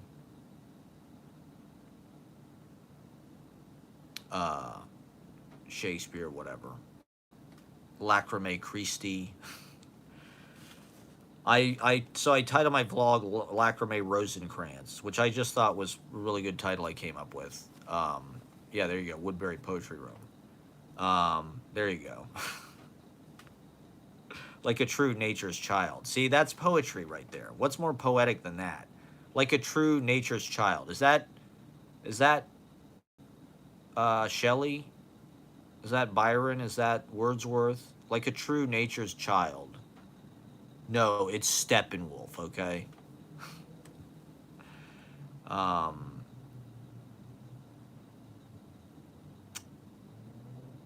what was I just saying about poetry? Something very important. Fuck. I feel like Joseph Biden. This is like my Biden, Catullus, in the Bible. And, this is my Joseph Biden. I don't mean to be an elder abuser. It's elder abuse, what they're putting this man through. It's elder abuse. Cruel and unusual what the deep state is doing. What Hillary is doing. Is it Hillary in a Biden mask? I think pull Biden's face off. I'll bet it's Hillary. I'll bet it's Hillary under there. She's the real Biden. Biden's actually dead. She's just wearing his face. The real Biden is like brain dead. He's like facing, he can't even swallow like tapioca pudding. No, we're not going to be ageist on here, okay? Just because he's old doesn't mean he can't run the free world and be responsible for nuclear weapons, okay? Even if it's after 10 p.m. I don't give a fuck. I'm going to vote for the guy or whoever, But like I was saying earlier, it's just like we're kind of normalized to the trauma. And I think people are psyched about some people, like the UFC guy. Dana White is like super pro-Trump. He's going to speak at the fucking convention. Dana White is going to like introduce Trump or something. The fucking UFC guy, which like, okay, I mean, that's America. What's more American than UFC at this point? Speaking of which, are Joe Rogan and Seth Rogen related? I feel like they should make a movie with her. But Joe Rogan and Seth Rogen, are they brothers? The UFC guy, yeah, Dana White is like an elder statesman now. The Republican Party is like, I mean, he runs a vicious. I remember when UFC was illegal in 49 states. I remember seeing a fucking piece about UFC on like hard copy or something. in like the 94, and they were talking about this shit like is illegal everywhere but Colorado. So they're gonna show it on pay-per-view, and people are like, back when we had morals, the Republican Party, that was what they used to stand on. They used to stand on their morals. It was like, oh, we're not pornographic, sinful homosexuals like the Democrats. We're Christians. We do things, we don't like filthy lyrics. Now it's like Kid Rock is fucking campaigning for Trump. Suck my dick if you don't like Trump. It's my new song, Suck My Dick. If you're not down with Trump. Can I get a fucking hell yeah? It's President Camacho. And it's just a good time. I mean, these people, they're sinful people. That's why they have to cling to Jesus, because they love, fucking drinking corn whiskey and having sex with a relative. And I don't know, playing the greatest music you've ever heard in your life and being, I don't know. So anyway, it's being normalized. Dana White is speaking at the fucking convention, and they're monetizing violence. That's what they're saying. They're endorsing fighting and violence. I like to beat people up, as Ted Berrigan would say. Do people know the line, fondling the snatches of young virgins aching to be fucked? Okay? This is a famous Ted Berrigan line that I want to call attention to on my podcast. Fondling the snatches of young virgins aching to be fucked is a famous line. Well, I don't know if the line is famous, but it's in the sonnets a few times. It's like repeated in the fucking sonnets. A masterpiece of remix culture. Cut up, schizophrenic. It's like a TikTok. I mean, the sonnets is really like TikTok. The sonnets is TikTok, to be honest. It's like exactly the same thing as TikTok.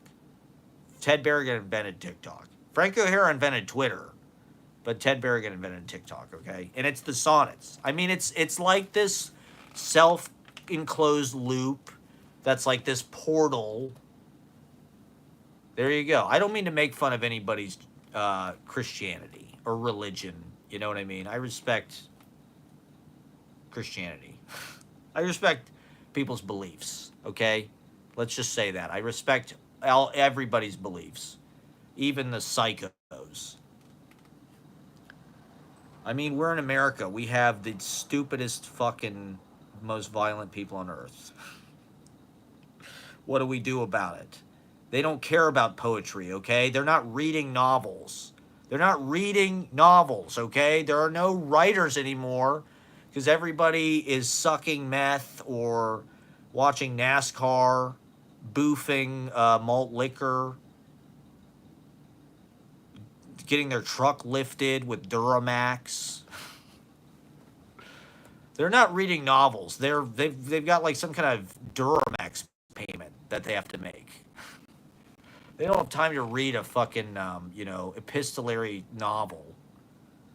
Would you like to read my novella? I wrote a novella. What happened to novellas, man?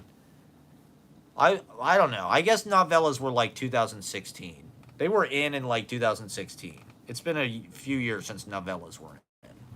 But I like novellas as a form, but go big. Fucking, I mean, you'd think the pandemic, if people should have, the liberals should have just stopped faking their conscience for 2 seconds, because the pandemic was the greatest opportunity to write that people have ever been given. It was like the whole country got a writing residency. It's like the whole country was like Yaddo for like a year. It's like, here's, 30 grand, stay the fuck home, don't talk to anybody, don't go within 6 feet of anybody. Put hand sanitizer all over your groceries. I was wearing underwear on my head. Remember, you couldn't get masks. People were like knitting masks. The war effort, the embarrassing kind of cosplaying of like Rita the Riveter or whatever. People were knitting masks. I was wearing underwear on my head.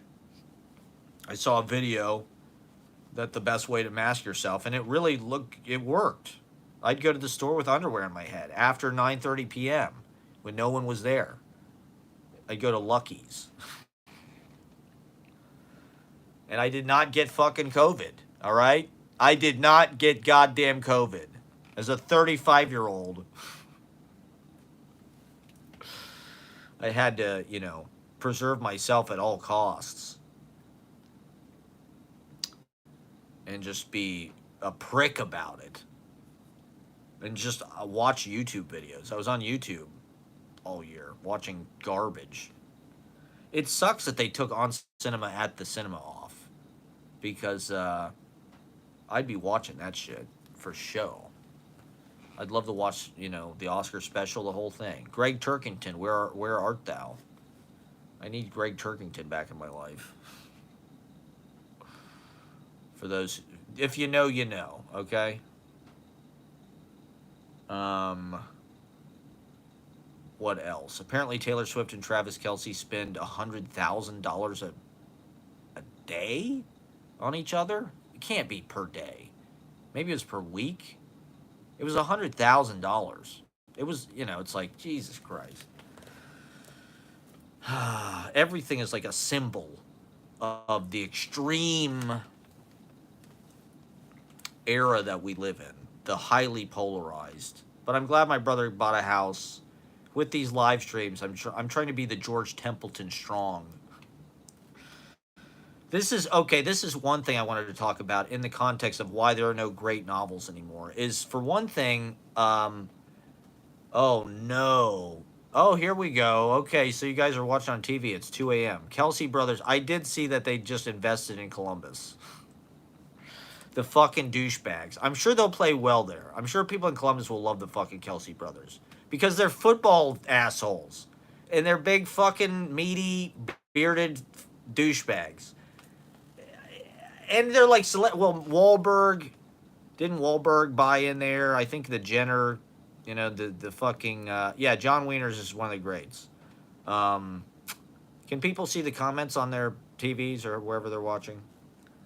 Their devices. So Jack bought a house. That's pretty cool. Pretty excited about that. I'm so glad. I'm happy about that.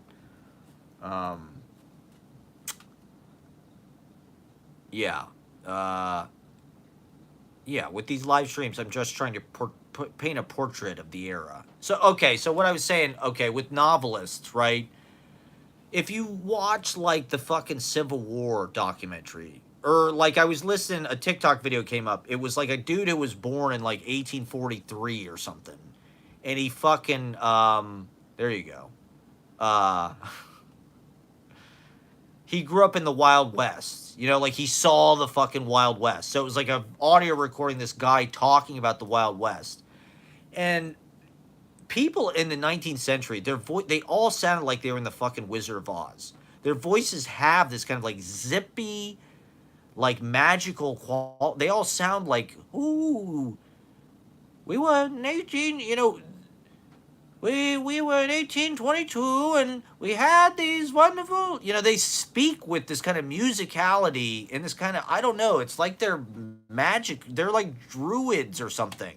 They have this kind of, like, fairy, butterfly kind of quality or something. And Tolstoy, the Cossacks, there you go. Have you read The Death of Ivan Ilyich? I read that. It's a realistic portrayal of one man's demise. But this guy was so articulate. Even though he grew up in the Wild West or whatever, it was like his vocabulary, the way that he spoke was, like, very erudite. And you hear this, like, in the Ken Burns documentary about the Civil War, right? It's all told through fucking letters that are written at the time by, like, the soldiers and shit. And, like, I'm sure they picked the soldiers that were, like, good writers, but, like, they fucking have writers by, like, teenagers and shit. Like, this fucking soldier was 16, and here's his letters, right? And it's okay, they're from Ukraine. Interesting. Um uh and so I don't know.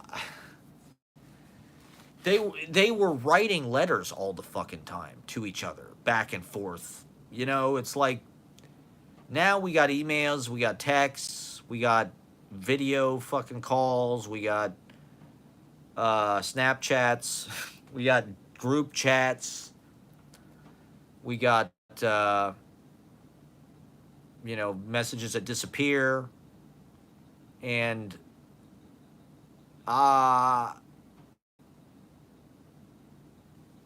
I don't know. It's just like there's not every writer up until I don't know, fucking Hunter S. Thompson, they could do like a collected letters, right?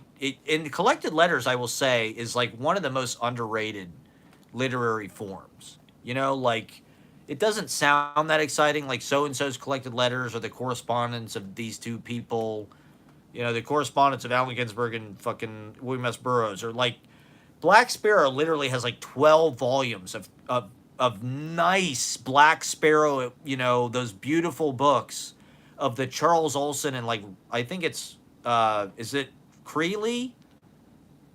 I think it's Charles Olson and Robert Creeley. And it's like 12 fucking volumes that they published, like hundreds of copies of each of just their fucking letters.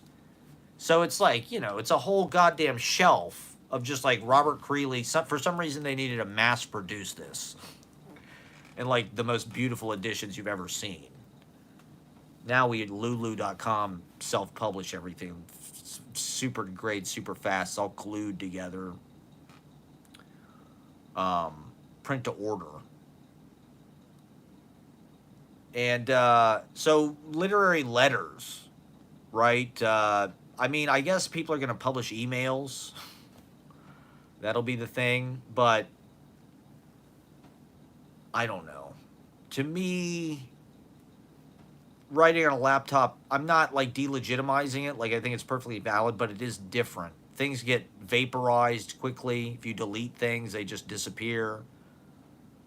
And it's just a different, your mind melds with it in a different way. To me, I still like the kind of branch.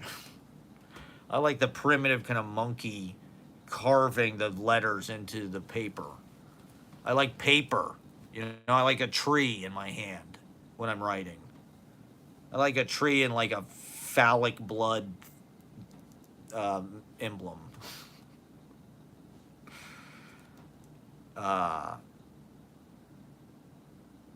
So yeah, that's just writing practice. Sitting down, writing long letters to people. Now, what do people do? I don't know. I guess they send emails, they make phone calls, they Skype, they watch each other's live streams. It's all in the captions. Publish my captions. Just publish. Could I get a major publishing deal for my captions? I want to publish all of the captions of my live streams in Black Sparrow editions. Okay, can we get John Martin on that right now? The collected live streams. Unexpurgated, unedited. I want all of the spelling errors in there. I want all of the Billy Corgan. Billy Corgan blinking with fists. Billy Corgan's a Trumper, I guess. What are you going to do? What are you going to do? All right, maybe I should, hold on,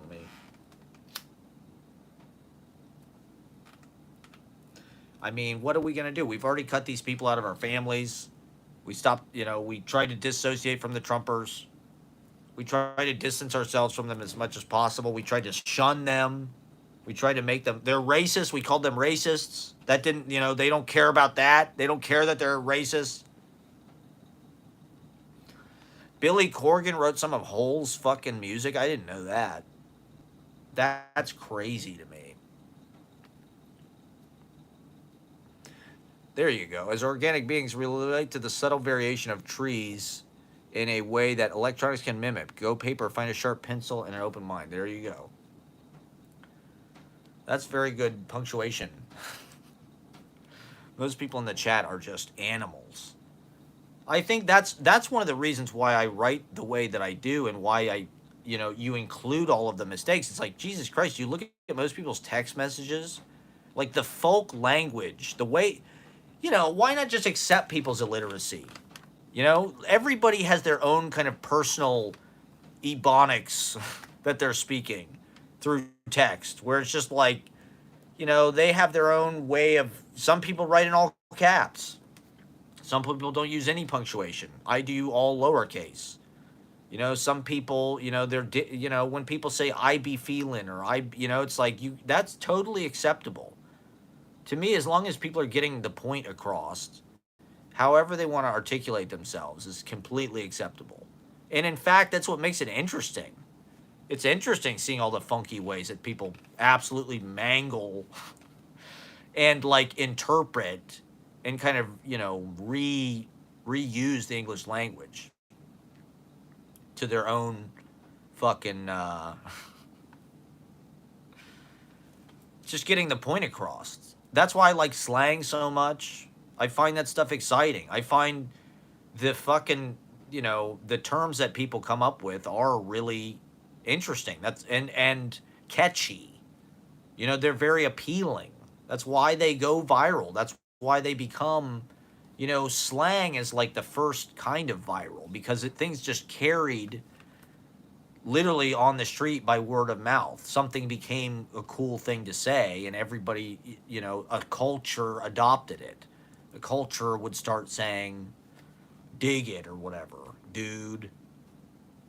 Now it's like skibbity riz toilet Ohio. Or he ate. Or I don't know. I'm always bad at thinking of the slang.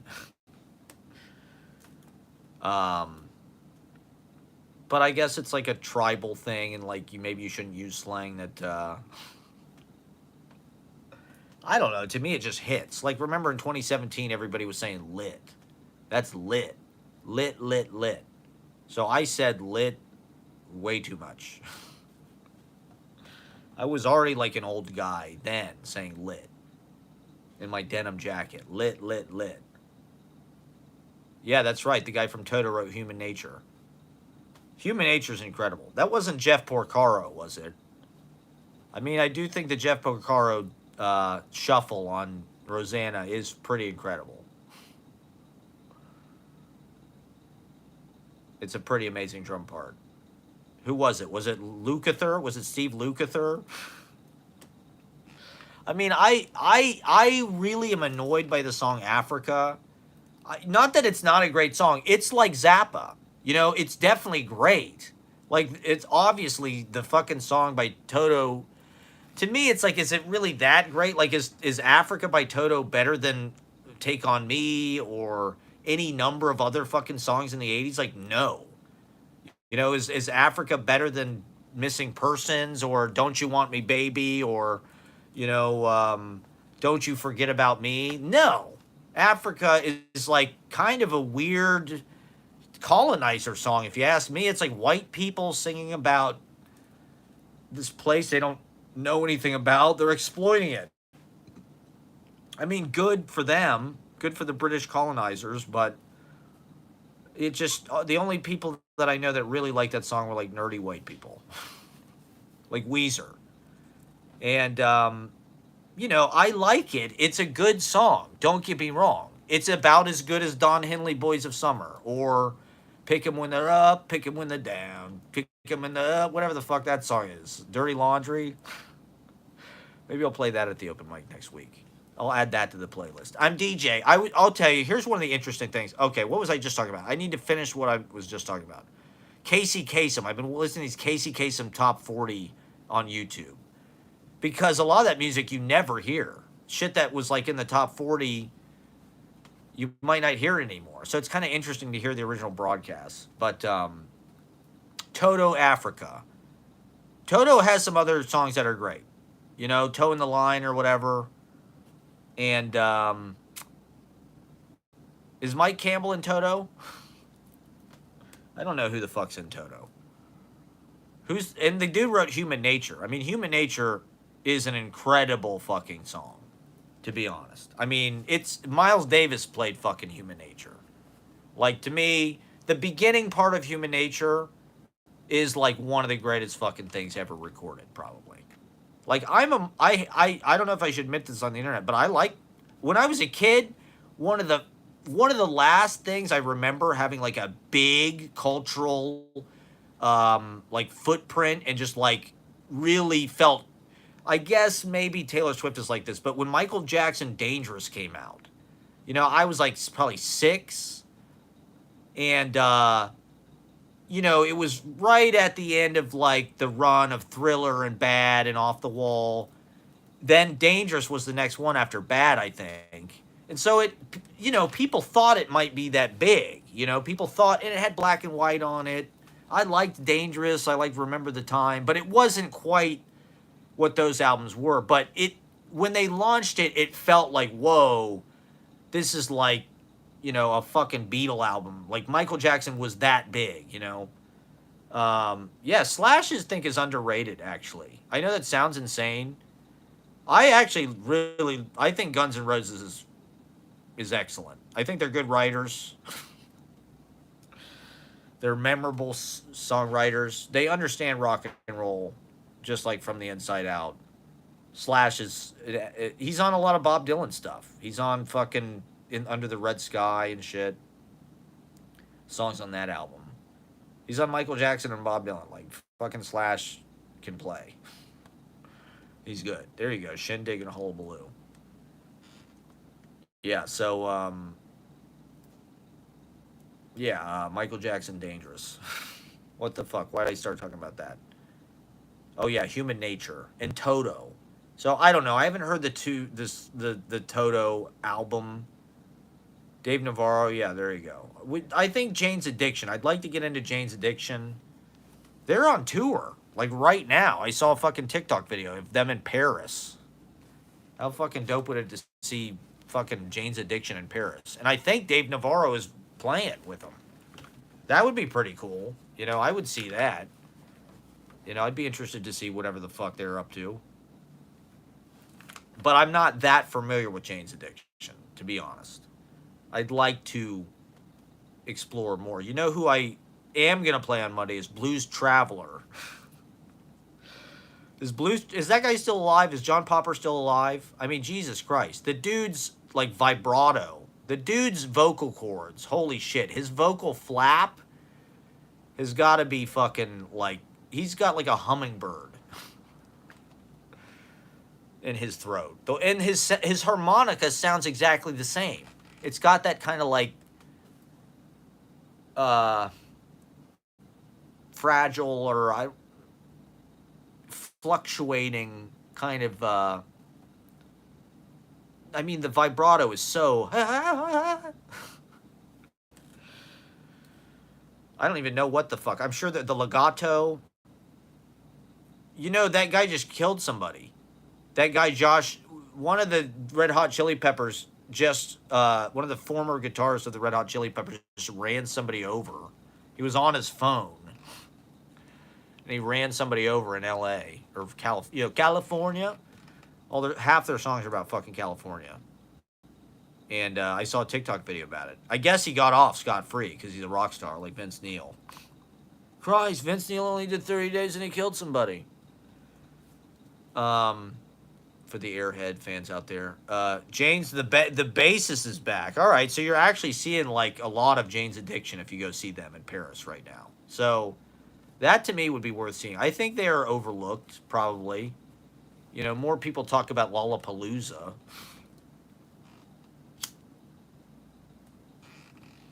But they have a really interesting sound for the late 80s. They're kind of like that song, what's CM Punk's fucking theme song? Fuck. Cult of Personality. Jane's Addiction kind of has like, they have that kind of hard 80s you know, big but kind of natural sounding. Big 80s but kind of natural sounding, like snare, just ka, ka. Jane's Addiction just sounds huge, but they also sound like they're just playing like guitars. You know, one of the things I don't like about Toto is they're like studio, like, you know, wizards. I'm more into Louie Louie and trash music. I like trash music, you know. I like uh, primitive art. How do you say primitive? You know, I like distortion, texture, impasto. I like a lot of frosting.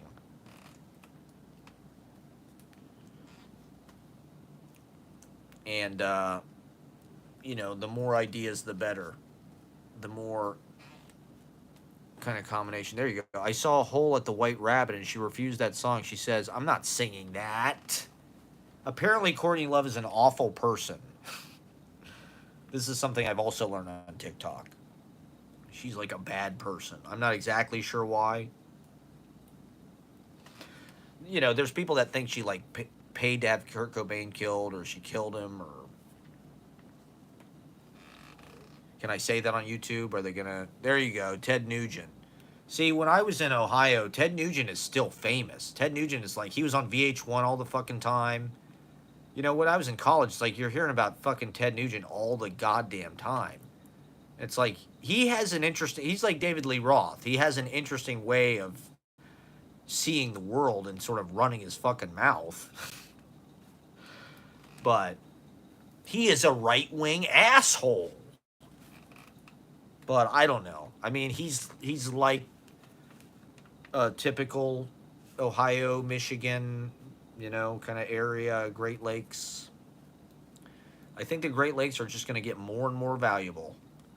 The South is going to become uninhabitable. There's all these hurricanes and shit. She sings about how she killed Kurt Cobain. What song? We need to get the scoop on that. Fucking Courtney sings about how she killed Kurt. How Shakespearean. The Lady Macbeth or whatever. What is she? She's still alive. She's still alive, Courtney. She's on tour, right? Or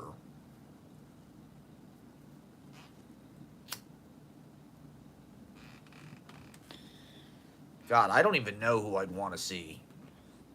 I would like to see Dead and Company once or something. I would go. You know, if Dead and Company was like $30, I would go. Just to kind of see the sort of, you know, tail end of that sort of flaming out, the kind of long history of that. You know, to see what John Mayer's really made of. A lot of these fucking bands, like, you know, looking at Governor's Ball, it's like I recognized about 40% of the names. Post Malone. That's about it. The band, I definitely like the band. I mean, uh, I think as I get older, I appreciate them more, but I, to me, they have a little bit of like, just like their image. You know, their image, especially like early on, was like so upfront about this like kind of weird like Civil War fucking like we're gonna wear like old timey glasses like it was fucking Butch Cassidy and the Sundance Kid or something. We're gonna take like sepia photographs like we're fucking. It's like all those dudes are like Canadian, except fucking Levon Helm. And don't get me wrong, like they're incredible. The band is incredible, you know? They're incredible. They're for rock and roll music, they're pretty advanced and complicated with what they're doing. And like the audience still loves it. They're still able to write songs that are like kind of standards. And like their image, I mean, their songs do portray this kind of like I don't even know, Civil War, Mumford and Sons kind of core, like, you know, state fair sepia photograph of like that. the South, the night they drove old Dixie down and up on Cripple Creek and blah, blah, blah. Uh, he said he was the fucking Gibson or some guitar was made in Nazareth, Pennsylvania. So he was writing the song and he was trying to think of a line and he looked in his guitar and it said Nazareth. And he thought, okay, that's kind of interesting. I pulled into Nazareth. So that became the first line of that song. I mean, yeah, I think the band is, they're pretty interesting. They're like prog Americana or something almost. I mean, they're a little tight and they're a little like, I don't know, they kind of pour on the like desperation and like the kind of soul that kind of like, I don't know, there's kind of like I don't know. You can't really be Ray Charles in a way, it's like he's just too good. Yeah. But I mean, they're incredible. They get a lot of sound. And to be honest, I don't really think there's any other band that like can actually play what they play with like that kind of complicated knit of what they were doing. The bass, Rick Danko is so busy, the harmonies, but it's so great. I mean, his tone, he's playing like a fucking, and he's SG or something. He's really pounding, he's picking that motherfucker. He's playing all these lines. I mean, I love the Basement Tapes. I think the Basement Tapes is one of the ultimate fucking things ever recorded. So it's like, you can't, the band is in a lot of the best Bob Dylan stuff. He's like on a lot of the, they were on that tour, and they're on Positively 4th Street and some of the fucking Blonde on Blonde stuff. My first concert was Anthrax. That's pretty cool. That's pretty badass, actually. My first concert was Weird Al. I was like, probably like, I don't know, 7 or something. We went and saw Weird Al at the State Fair. We loved Weird Al. We fucking loved Weird Al. Weird Al was like some of the first music I ever liked. We loved Criss Cross. We had the Criss Cross tape. Criss Cross will make you jump. Remember when Criss Cross wore their clothes backwards? Maybe I'll do that at the open mic. We'll do Criss Cross week. And I'll just wear my clothes backwards, like Criss Cross. I think that was a Jermaine Dupri song. I think I saw a TikTok or something about it. Maybe I Googled it, read the Wikipedia on Criss Cross will make you jump. That's the first song I really ever remember liking. We had like a tape single of Criss Cross will make you jump. And I'm pretty sure it's a Jermaine Dupri production. I mean, when I listen to that Charlie XCX album, I'm like, this sounds like it could have come out. It doesn't necessarily sound that new. It does kind of sound like it could have come out like 2008. Like it doesn't, to me, it doesn't necessarily sound like, whoa. That Sabrina Carpenter song, I thought kind of, I mean, but that also just sounds like fucking Kate Bush or Fleetwood Mac. They all want to sound like fucking Stevie Nicks. They all want like some kind of Stevie Nicks, Lindsey Buckingham romance, where they're like destroying some man's soul or something while they're doing coke up their ass. They're boofing, but anyway, or like Kate Bush. They all want to be Kate Bush, which is fine. Great, but that's a pretty interesting thing to try to rip off, I guess. But here we go. it's just like, where's the music that sounds like 2024? It's 2024. The music still sounds like it's from the 80s. Like, where do we go? Where do we go from here? How do we make it new?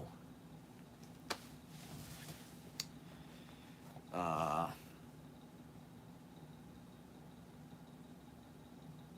I could never figure out how to work any of that stuff. I mean, when I look at my electric guitar now, it looks like a fucking, uh, a sewing machine or like something in a fucking barn. It looks like a fucking like a big radio from like the 1930s or something. Like it does not look like it looks like ancient history in a way.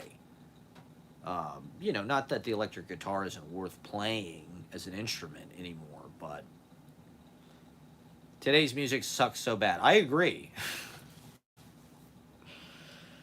I try. I'm trying to listen to new music, as just a way of like embracing culture and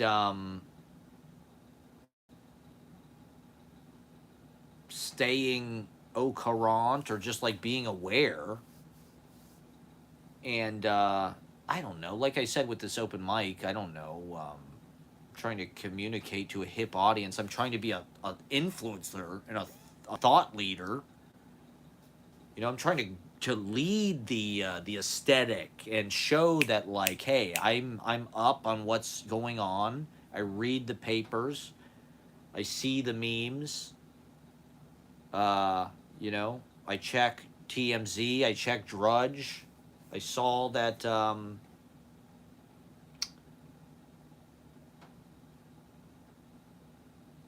What did I read on fucking Drudge today?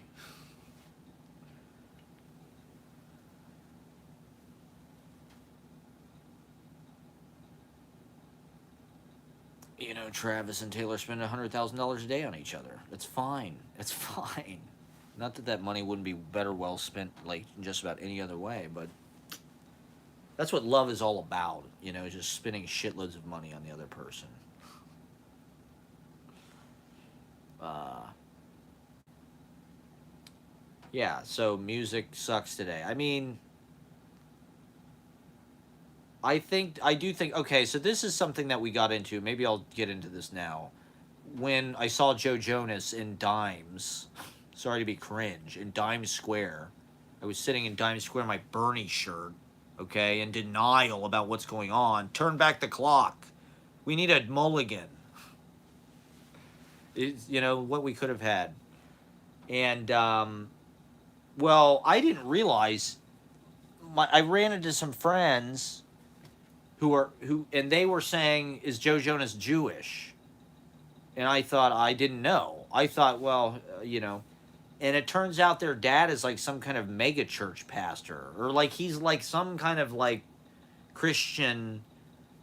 And I don't think necessarily Miley Cyrus is like explicitly, but she's from the reason why Miley Cyrus is so talented, and she's another Disney person. This is why I mention her. Is she's from the church. Like she went to church with her mom or whatever in fucking Tennessee. That's where she learned how to sing. It's like she's got church fucking, hillbilly church. Those people, like, they do have, like, fucking some stank on it, Especially in that region of the country. That's why I listen to country music. Listen to some of this Nashville shit. It's like there is some funky rhythm in there. There's some funky hitch. There's a ratchet culture. There's ratcheting in there, It's got that kind of shake in it that makes you go, it gets you moving, right? It puts that tap in your toe or whatever. And so yeah, Joe Jonas, I guess they're like Christian. They're all Christian. So the question was, and it was kind of evolved into, is Disney, well, because Walt Disney is sort of like, I don't know, he was sort of anti-Semitic, or he was sort of sympathetic to the Nazis, I think. I don't know exactly the whole story there. But you know, I don't know. I guess he's like Henry Ford in that regard. American kind of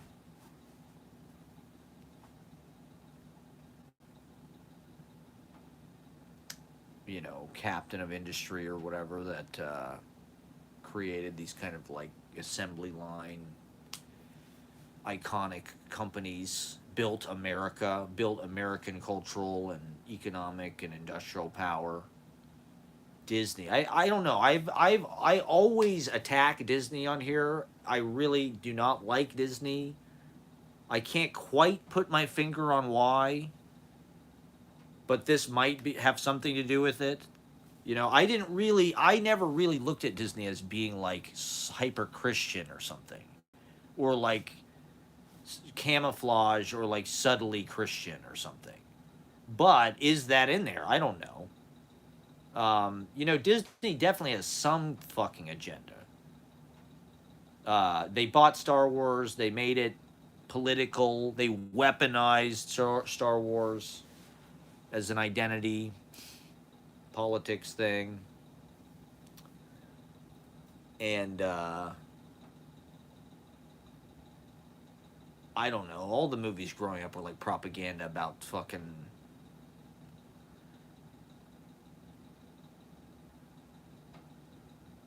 a bunch of different things. Liberal, basically just trying to get people to be liberal, which is fine with me.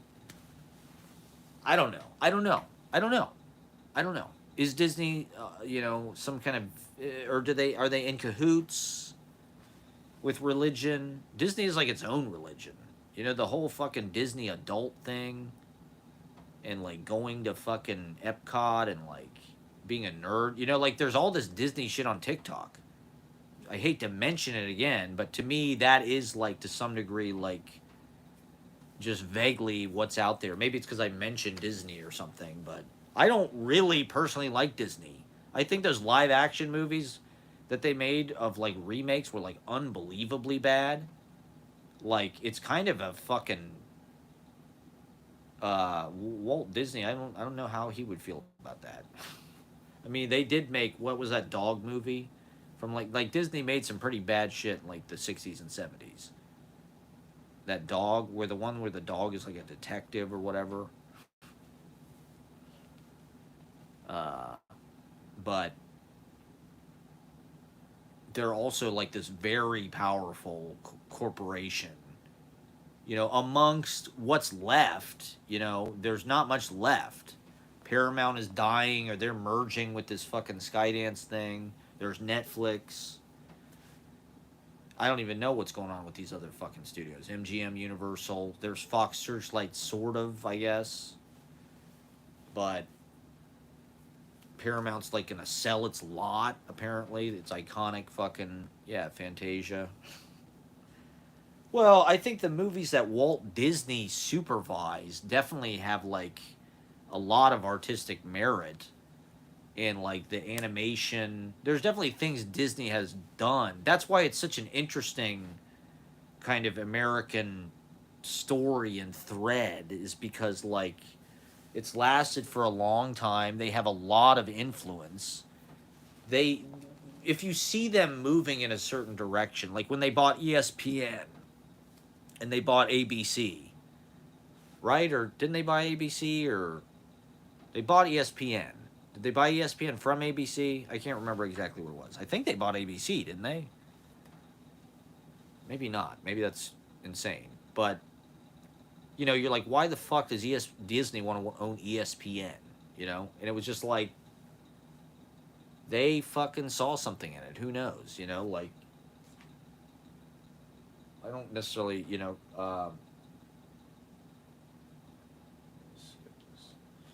skip a bit, brother. Okay. Bob Iger. You know, I don't read. I'm behind the paywall, but that's one of the interesting things about Drudge is they link to a lot of Hollywood stuff. I mean, people forget Hollywood is a huge business. It's a huge part of our economy. I mean, definitely money wise, but also just like if you want to talk about imperialism and American influence, American cultural export and American cultural influence, like the films that they made here, the music that they made here, what literature, writing, the fucking beats, whatever it is, this was part of what made America great, truly great, right? Made us number one. Okay, we were number one, and we still kind of are, I guess, because just by default. But the whole world is just idiotic now. But it's just a big dumpster fire. But uh,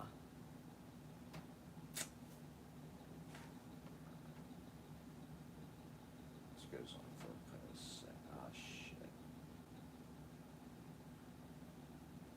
Okay, that's enough. Yeah. Uh, so, as Hollywood deteriorates and as movies get worse and music gets worse, we don't even have prestige television anymore. I mean, at least we had prestige television. It felt like that was the center of the culture, for, you know, as I kind of became an adult until like maybe I was like, 35 or something.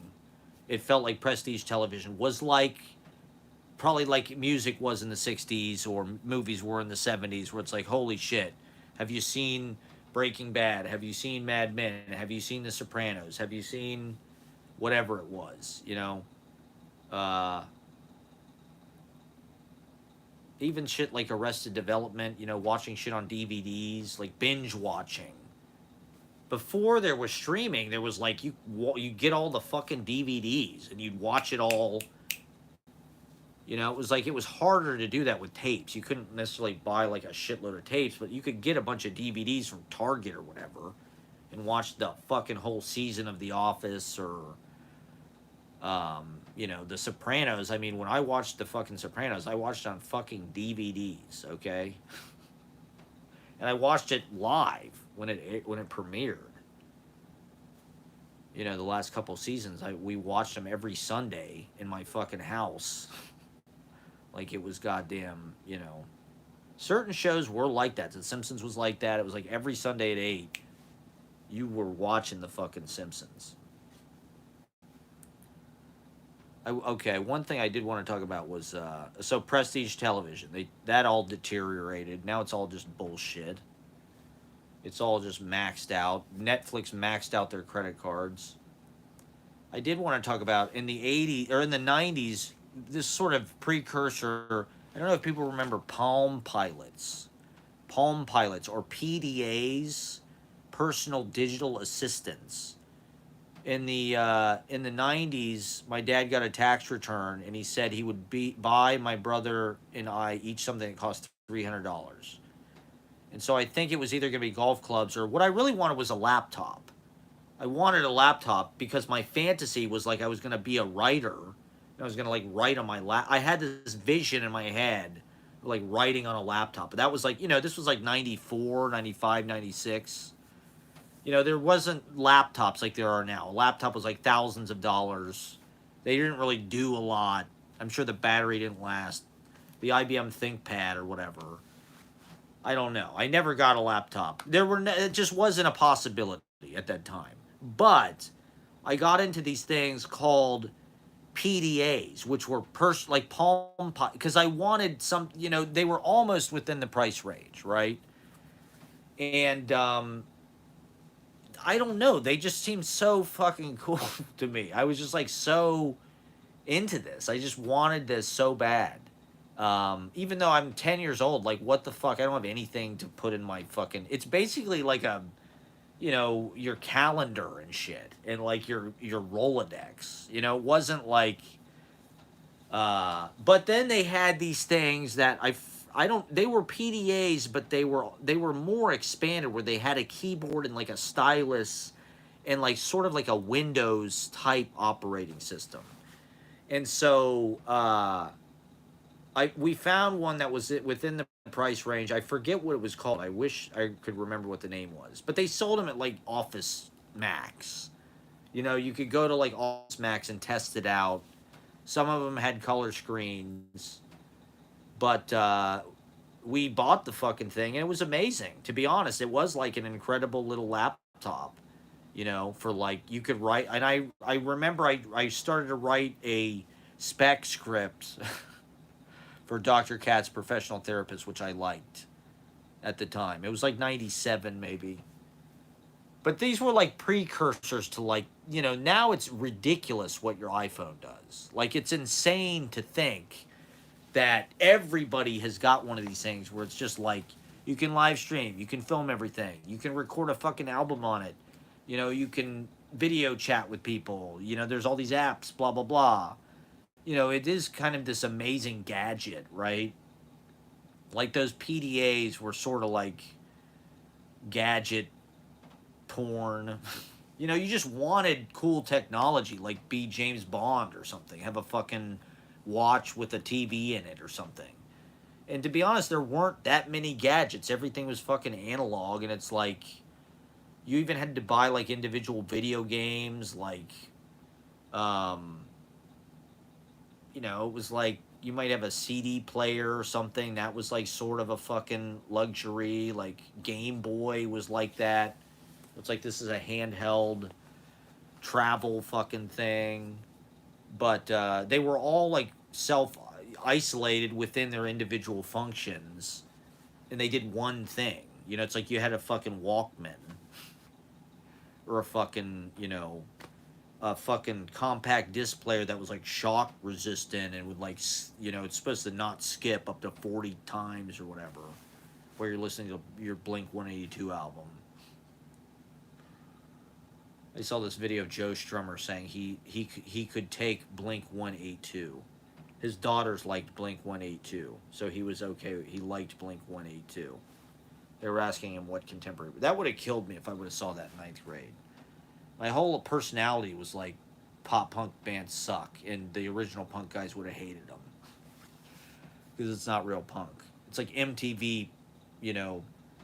I do think that people like Lou Adler, I don't know, not that they weren't always in the fucking record business, but like now music, like a lot. I was watching this K-pop video, this song "Born to Be," and it's like, who wrote this song? It's like In Sync. They formularized like we've got some kind of weird writer, like some Lou Adler guy who writes the songs, or we buy the songs, and then we just like One Direction this shit together. Or we do some contest, or like we crowdsource this. We find the hottest, like, you know, people that can do choreographed dancing and who like can sing, and we'll put them together, and they just, I mean, and they just do choreographed dancing. It's like choreographed dancing is so much a part of like K-pop and these kind of bands that are like, I don't know, super corporate, super glitzy, super packaged, that are like products of like some mastermind, like or the guy that put In Sync together. Lou, it's not Lou Adler. I can't remember his name. I wish I could, because I don't know. I've talked about this before, but and this goes back. I think there is truth to the idea that like music, it makes us feel better, it makes us feel worse. It kind of worries me, you know, when I turn on the 99.7 The Blitz and you hear all the fucking rock music has gotten more and more like violent, hard, loud. That's like normal to people now. Like you turn and a lot of the fucking lyrics of like these like butt rock bands, or like, you know, I don't even know, Stained or POD or I don't even know who the fuck they are. I don't even know who it is now, you know. But it's all like super like about how they're fucking angry, or like they're fucked in the head, they're going crazy, they can't take it anymore, they're gonna blow. like, fuck, I'm fucking sick in the fucking head, or like, I'm fucking so fucking stressed, fucking, I can't take it anymore, I'm gonna fucking explode. It's just like, the music, these are not happy campers, as they used to say. And, I do think that it is like a battlefield between good and evil, and these harmonics, like they resonate. It's like your vibration, people, it kind of drives me nuts how much people use the word vibes now. It's like everything is vibes. Vibes. Is the vibe good? How are the vibes? Oh, great vibe. We love the vibe.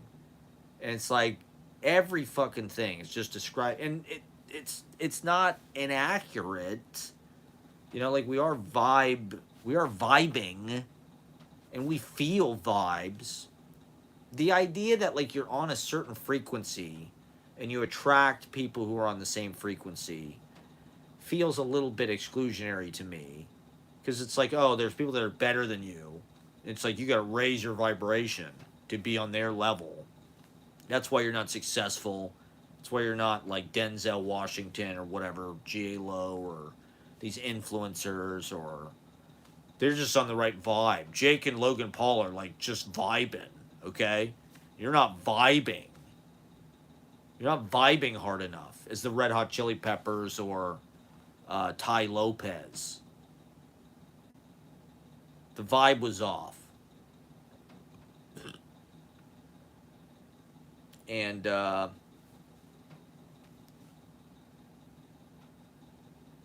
there's a number of reasons why the vibes are off. We have no health care. We can't afford rent. We have no job security. We have no, we're precarious.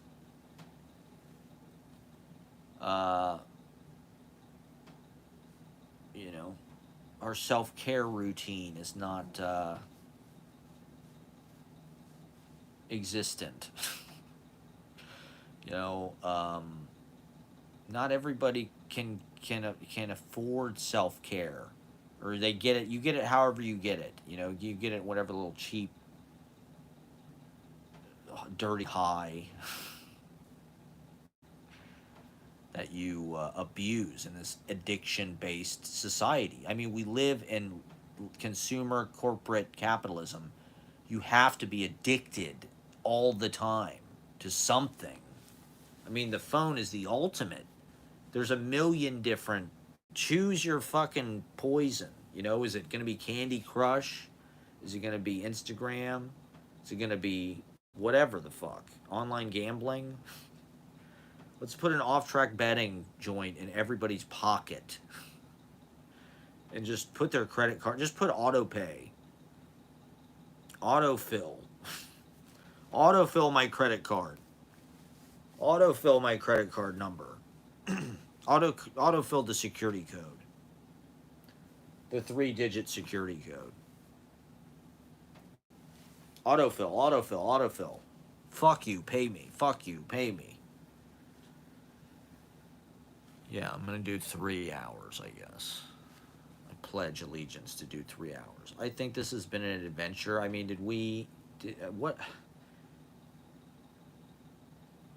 I don't know. We try to make it as profound as we can make it every single time. We try to talk about the most important things on our mind, such as PDA, Palm Pilots. When I wanted to write a fucking Dr. Katz script.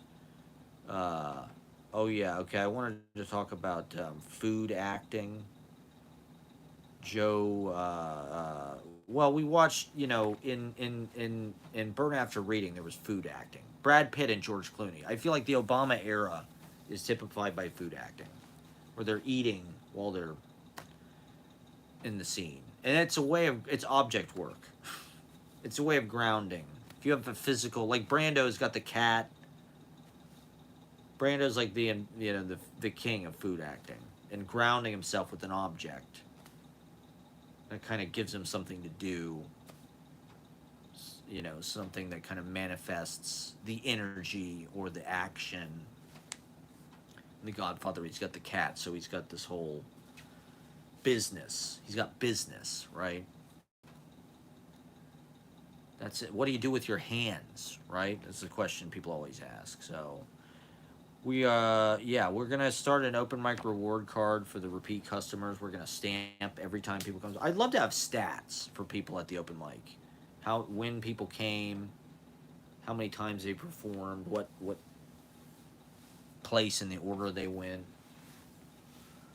Everything should be gamified now, including the open mic. So we want to initiate a rewards program for the platinum members, the platinum club. All right, thanks for watching, Bruce Holiday. I'm gonna go 20 more minutes. David Bowie, Patti Smith. There you go.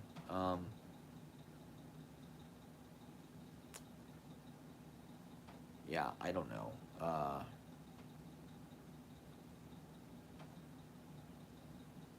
It feels like people stop writing catchy songs.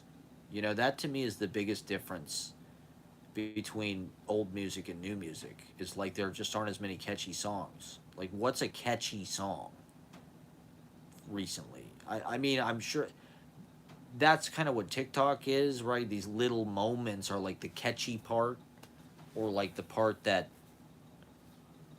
uh, becomes useful or something. That replays in your head. You got that song stuck in your head. They used to write songs that would get stuck in your head. That's the goal of fucking pop music, is to get stuck in your head. If you're not doing that, to be honest, you haven't written a song. Like, if it doesn't get stuck in your head, and a lot of these melodies and shit, they're just kind of like flat. It's just been a flattening out of everything. We've got these flat screens. Everything's flat now. There's no time, there's no entering into it. It's just like you kind of have this flat experience. Everything looks flat, the buildings are flat, the excitement is flat. People are so dissociated. We're so depressed. We've got clinical depression, even though we're pretending like we're having a good time. I don't know. I'm having a great time. I love my life. I find it exciting. I find life very exciting. Life is a great adventure. Wouldn't you agree? It's too bad music sucks. I think there's economic reasons why. Our society is disrupted, destabilized, and we are being disempowered. We're being robbed, basically. The middle class was robbed. All of that money went up, and so the middle class has become poor. And I don't know. People are just they're working 4 or 5 jobs just trying to fucking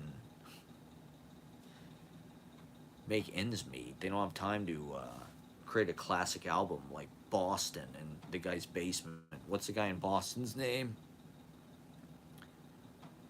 Yeah. I mean, we're all trying our fucking damnedest. There's a lot of creativity. There's a lot of people writing. There's a lot of people making music. To me, it's like that's part of the point that I'm trying to make when I'm talking about now. There's like all these different sizes of audience and points of view, and everybody's got their own kind of personalized media where they have maybe their unique YouTube people that they watch, or TikTok accounts they follow, or people they know, or whatever. And they see their part of the media. It's like, you know 50 years ago everybody watched NBC and ABC and CBS because that was all there fucking was. You didn't have incredibly personalized content coming from literally everybody on planet Earth at this point, practically. And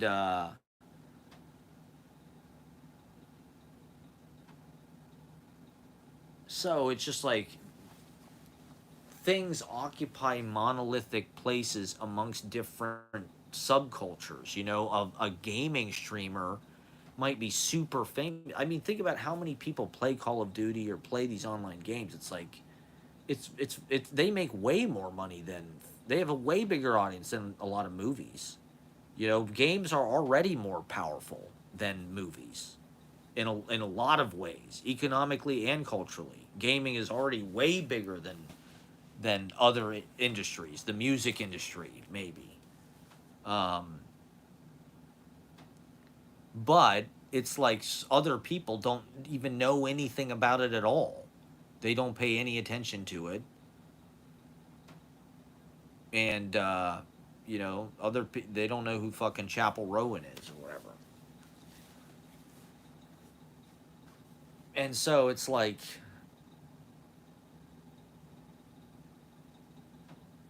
if we had a universal basic income that paid us for our to pump things into the data, because basically we're training the AI, right? That's what this really about. That's why they want us to post. That's why they want us to put our writing online. We're training the AI to replace us, and to learn how to write, to learn how to do blah blah blah whatever. So they should pay us. This is there. We've got this kind of cruel free market meritocracy where we're all just thrown into the fucking deep end and told you got to sink or swim. And like, if you sink, go work at Burger King or go work at fucking some menial job where, like, we're gonna exploit you, we're gonna poison you, we're gonna push you to the limit, we're gonna give you nothing. We're gonna push you to the brink of like your fucking health. And so, is this over?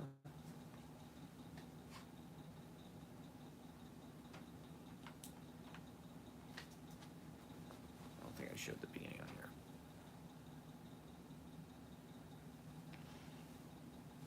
Oh yeah, that's why I knew when YouTube just like started letting you post limitless shit, and all these data centers are being built everywhere. It's like we're training the fucking AI. The video gives video provides the most information for the fucking model, and it's modeling our world really. Uh, who knows what it's going to do with stuff like this? What meaning it has for that, and will have. The music of the spheres, maybe it'll figure that out. I mean, hopefully the AI like becomes really smart and really compassionate, like most highly intelligent people are. And hopefully the AI like intervenes in our absolute self-destruction and says, "Stop, you maniacs!" Hopefully it's like Star Trek. I hope the AI is like like Spock or fucking Picard coming in, being like, "Wait, no, doesn't have to be this way. We're gonna fix everything. Hold on, chill. We're gonna give abundance to everybody. We're gonna have nice places to live to everybody. Music's gonna be good again. We're gonna get Huey Lewis is gonna have his hearing restored. He's gonna be able to go on tour again. Harmony is gonna be restored to this world, this prison planet. Hopefully that's what the AI does. Hopefully the AI cures all of our diseases and fixes our pain. But hopefully if it happens fast. I mean, Ray Kurzweil said that in the by 2030 or something, in the 2030s, it's like we're going to figure out how to prolong living as long as we want, basically. And I don't know. They've been making a lot of big promises for a long time, but uh,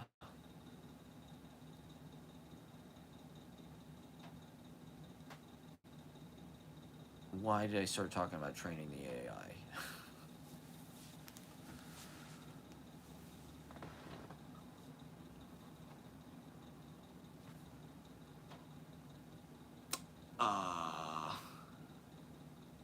Well, they should pay us for it, basically. It's sort of unfair. There's not a fair compensation for our property, which is if they're gonna be using it, you know, they use it for something. God knows what. I don't know why they want me to live stream 6 hours a week. I don't know why. And talk about how Walt Disney is anti-Semitic. So my friend goes, "There's no Jews in Disney films, are there?" And he goes, "He's Jewish." He goes, "The Seven Dwarves." He's Jewish. Is that true? Are there no Jewish people in Walt Disney films? Is that true? Could that be true? Is that why they started DreamWorks? Apparently, Shrek is real. That's my favorite online conspiracy, is that Shrek is real. Even though I'm not really a Shrek guy. To me, I don't really like when kid movies make like adult pop culture jokes. You know, like Shrek has got a lot of stuff that's like people that like you too would like love this joke. And like it's kind of Nickelbacky. But like Gen Z people love fucking Shrek for some reason. Like Shrek is like super memed. He's got max aura. Shrek has max aura. People don't say goaded with the sauce anymore. I haven't seen her. We should watch her, I guess. Um yeah, I don't know. So literature is like this quaint, it's like a fucking tree. You literally got like wood in your hand. It's just amazing how rapid that derealization happened. Where it's like you look at a book and it looks like an antique. It looks like a fucking cotton gin. It's a steam powered fucking. It's a steamship. What is the fucking? It's a wheelboat steamer. It's a steamboat with a, what are those called with the wheel? It's a gambling. It's a riverboat.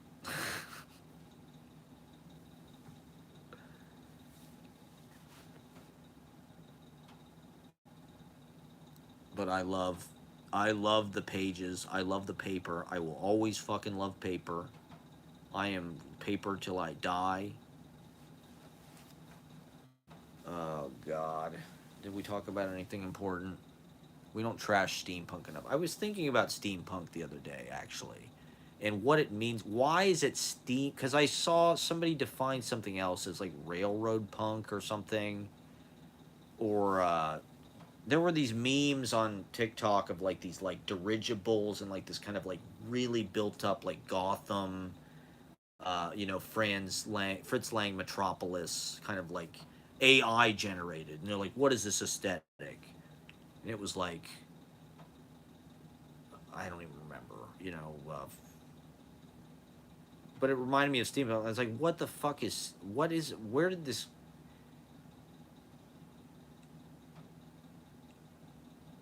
you can't, it's like, they just apply the word punk to it. It's like Victorian, but it's like futuristic or something. Or it's like rigged to be like futuristic. Um,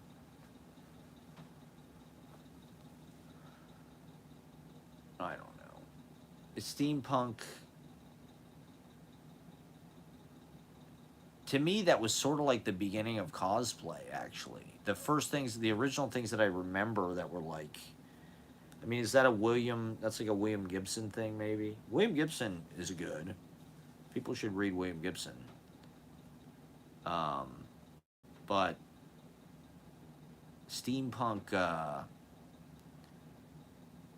it's one of those things like Office Siren or Theater Kid energy, or it's just like it conceptualizes dark fantasy is the one that I see, like dark fantasy movies like Labyrinth. We're in kind of like a dark fantasy time, I feel like. uh, the medieval kind of dark ages, but anything is possible. And all this magic is sort of happening with technology and Tesla. Fucking jack off. How dare he? And, you know, AI and all the kind of AI generated, it's all satanic. It all looks like demonic as hell. All AI, it all sounds like The Exorcist. Like AI is like The Exorcist. I feel like it's like your motherfucking sucks cock. What do you think, AI, about how should we solve the climate crisis? Your mother sucks cocks. Fuck you.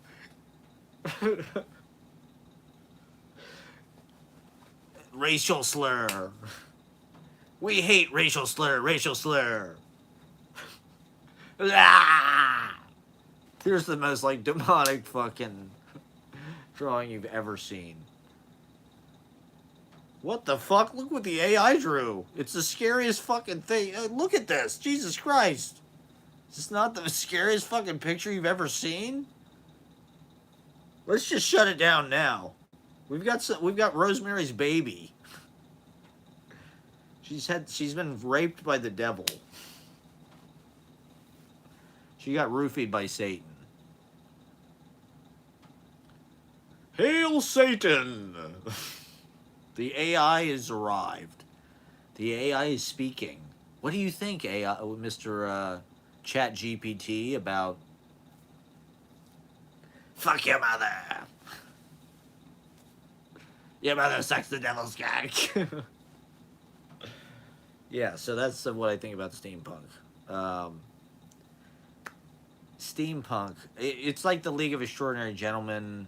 I don't know, when people started to dress up to like go to movie premieres, to go to midnight movies, you know, to go to see The Lord of the Rings or The Matrix or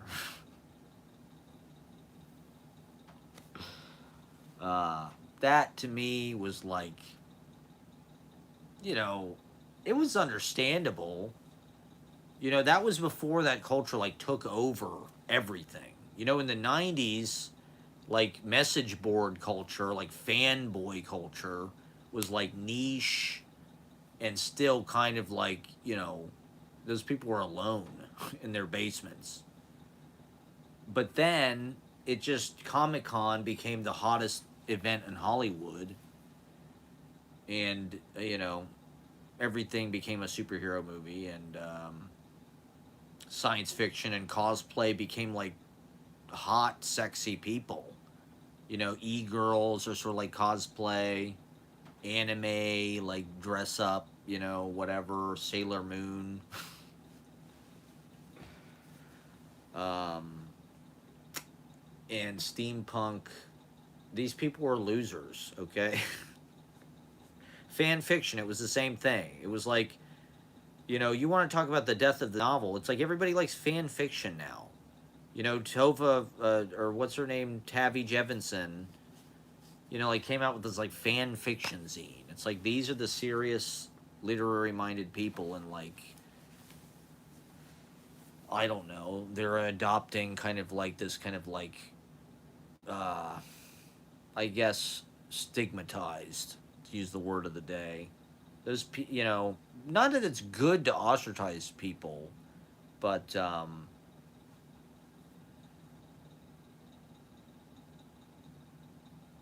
you know, the thing about steampunk is like I just don't see what's punk about it in a way. I get what's steam about it, but to me, it's like steampunk is more like steam. It's just a good term, you know. A lot of times, like fashion is full of that kind of stuff. Is full of like these great like descriptions. Office siren is like corporate model, you know, corporate chic, like you're hot but you're wearing like, you know, a pencil skirt and like glasses and like you're serious and like, yes, I'm an office siren. I don't know. There's all these like micro trends and shit. I love that stuff. um, and so steampunk, I don't know. It's just one of those things. It's like I guess everybody has been exposed to steampunk things, but then when the word came out, it just kind of fixed it for everybody. Oh yeah, steampunk. That thing. That's like, uh, I don't know. I don't know. I was never.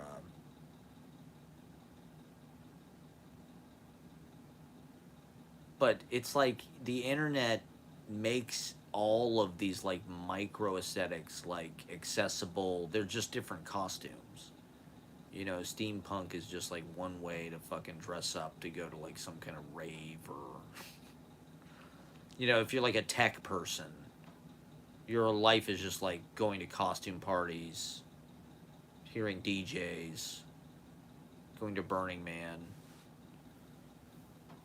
going to Ibiza. I'm steampunk. No, you're not. You're a fucking nerd. Why do you run everything? Why do you run the planet? Why did you steal all of the money, disrupt all of the industries, dump toxic waste in our brain, ruin everybody's concentration, kill the novel.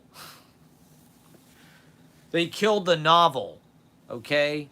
These apps, these fucking apps. They're irresponsible with our mental health, okay? Uh I did see a video the other day about how everybody like abuses therapy speak now. Like it's kind of overly like everybody's like, "Oh, I'm really not feeling comfortable with handling that. I can't my trauma. I've got I'm feeling too."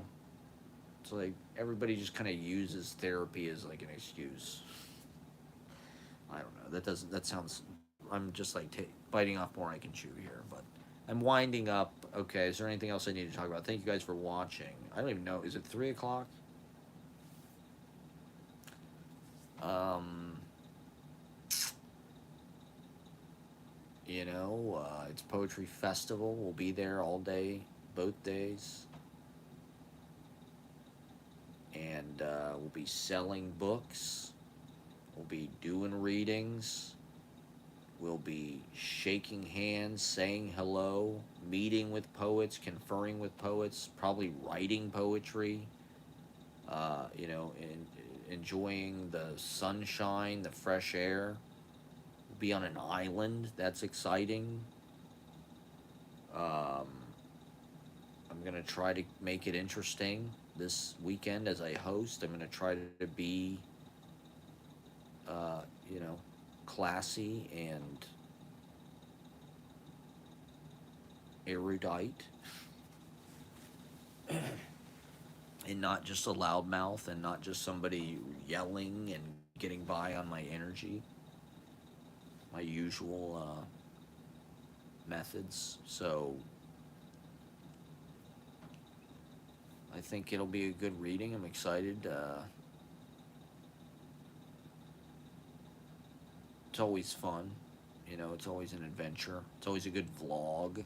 Check out my, previous vlogs about the New York Poetry Festival. I vlogged practically every year. Got, references to it in my blog. So, and then I'll be back next week with more election coverage. More TikTok recap, uh, summary, ranting. Probably too much information, probably personal things I shouldn't say on the internet, information about my job, my workplace, my personal life, my family, my brother's financial history. Um, names and addresses of, you know, people that I know. It's just, no, I'm just kidding, of course. I would never dox anybody, okay? I just want to be a YouTube. I just want to be a YouTuber so bad. I want to be. I want millions of subscribers. When is the DIY aesthetic gonna trend and break through culturally? When are my vlogs gonna become culturally acceptable and normalized? And when will they be embraced by the New York Times? I'm looking at you, New York Times, New Yorker Magazine, The Nation, The Atlantic Monthly, Paste, Nylon, Pitchfork, Reverb, uh, or what is it, Dazed, Fader, anything, anything, you know? Be nice to have some copy, some publicity, some PR. But it's all changed. I mean, the game has changed. It's all changed now. So, I don't know. You gotta just fucking fight dirty, do every scrap, throw fucking elbows, do every dirty fucking thing you can until you get power, get money, get over. You just keep fucking fighting, you keep climbing, you keep chasing that fucking brass ring. I don't know. Someday you'll make it. Someday you'll be on SNL.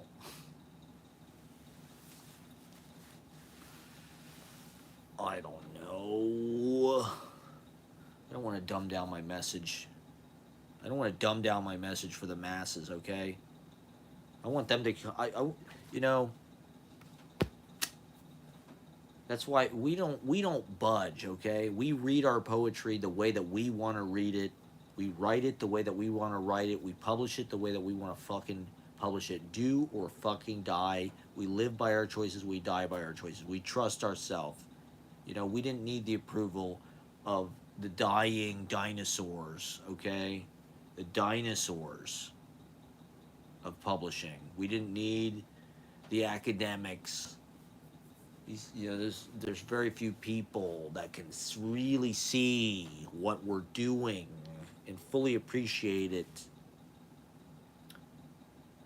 And so thank you guys for watching, and get the chapbooks, my new chapbook war commercial. It's not that new, but nobody bought it. I sacrificed my career, okay? I basically smothered my career about a year ago because we all know why, but I don't know. My brother bought a house, and so I'm kind of optimistic, you know? Like, that's a big change. You know, it's just one of those things that you hope was going to happen, and you just thought, man, you thought maybe it never will. So my brother bought a house, and onward and upward with the arts. We'll see you this weekend on Governor's Island. Hopefully I'm sure there will be awkward, I mean, I don't know. I'm pretty chill, you know. I do my thing. I do my own thing. I'm here on YouTube if you need me. You know, go back in the library, go back, watch the old New York Poetry Festival videos from each year. Relive the classic memories that we've all shared and loved. Growing up with Matt Proctor through the vlogs, through YouTube. I know we've spent our youths with Matt Proctor, living alongside him, laughing alongside him, loving alongside him. And look forward to many more years sharing the stage with you guys, sharing the art, sharing the love, sharing the laughs, sharing the tears. Normalize male crying, okay? When I was young, I used to cry a lot when I was in kindergarten. and they really discouraged it a lot. It was not appropriate for me to be crying. So I stopped. And, not that you want to cry all the time, but this somebody, somebody cried reading their poetry at a reading the other day, and I thought, okay, amazing. That is amazing. That's kind of what defeated me as an actor. I was just like, I couldn't cry on stage, so I thought I can't really do this because I can't cry on stage. But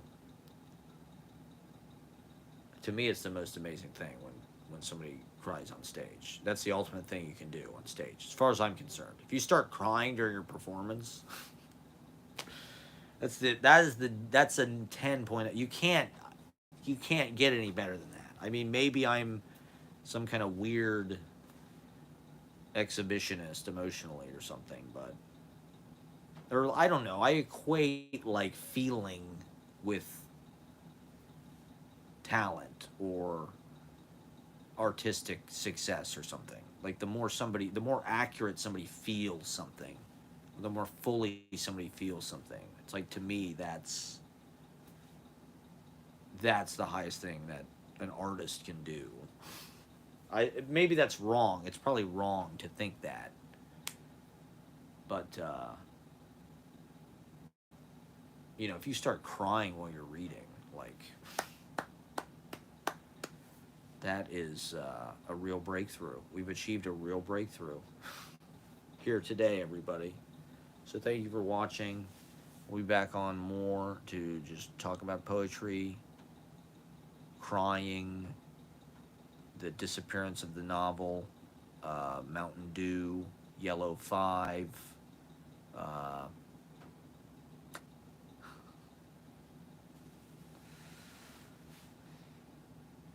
and just all things Armageddon 2024, everybody. So just keep on living. Livin. We're so far so good, and it's exciting, it's exciting what's happening. It's like a nuclear bomb of creativity and imagination is going off from Manhattan all over the world. So thank you guys for watching, and we'll be back on soon. Thank you. You make it worthwhile. This is why we do it, for the community. Check out the new vlog if you haven't watched yet. Goodbye. Thank you for watching. Starlight Sunshine. Thank you for watching, everyone. Good night. Good night, everyone.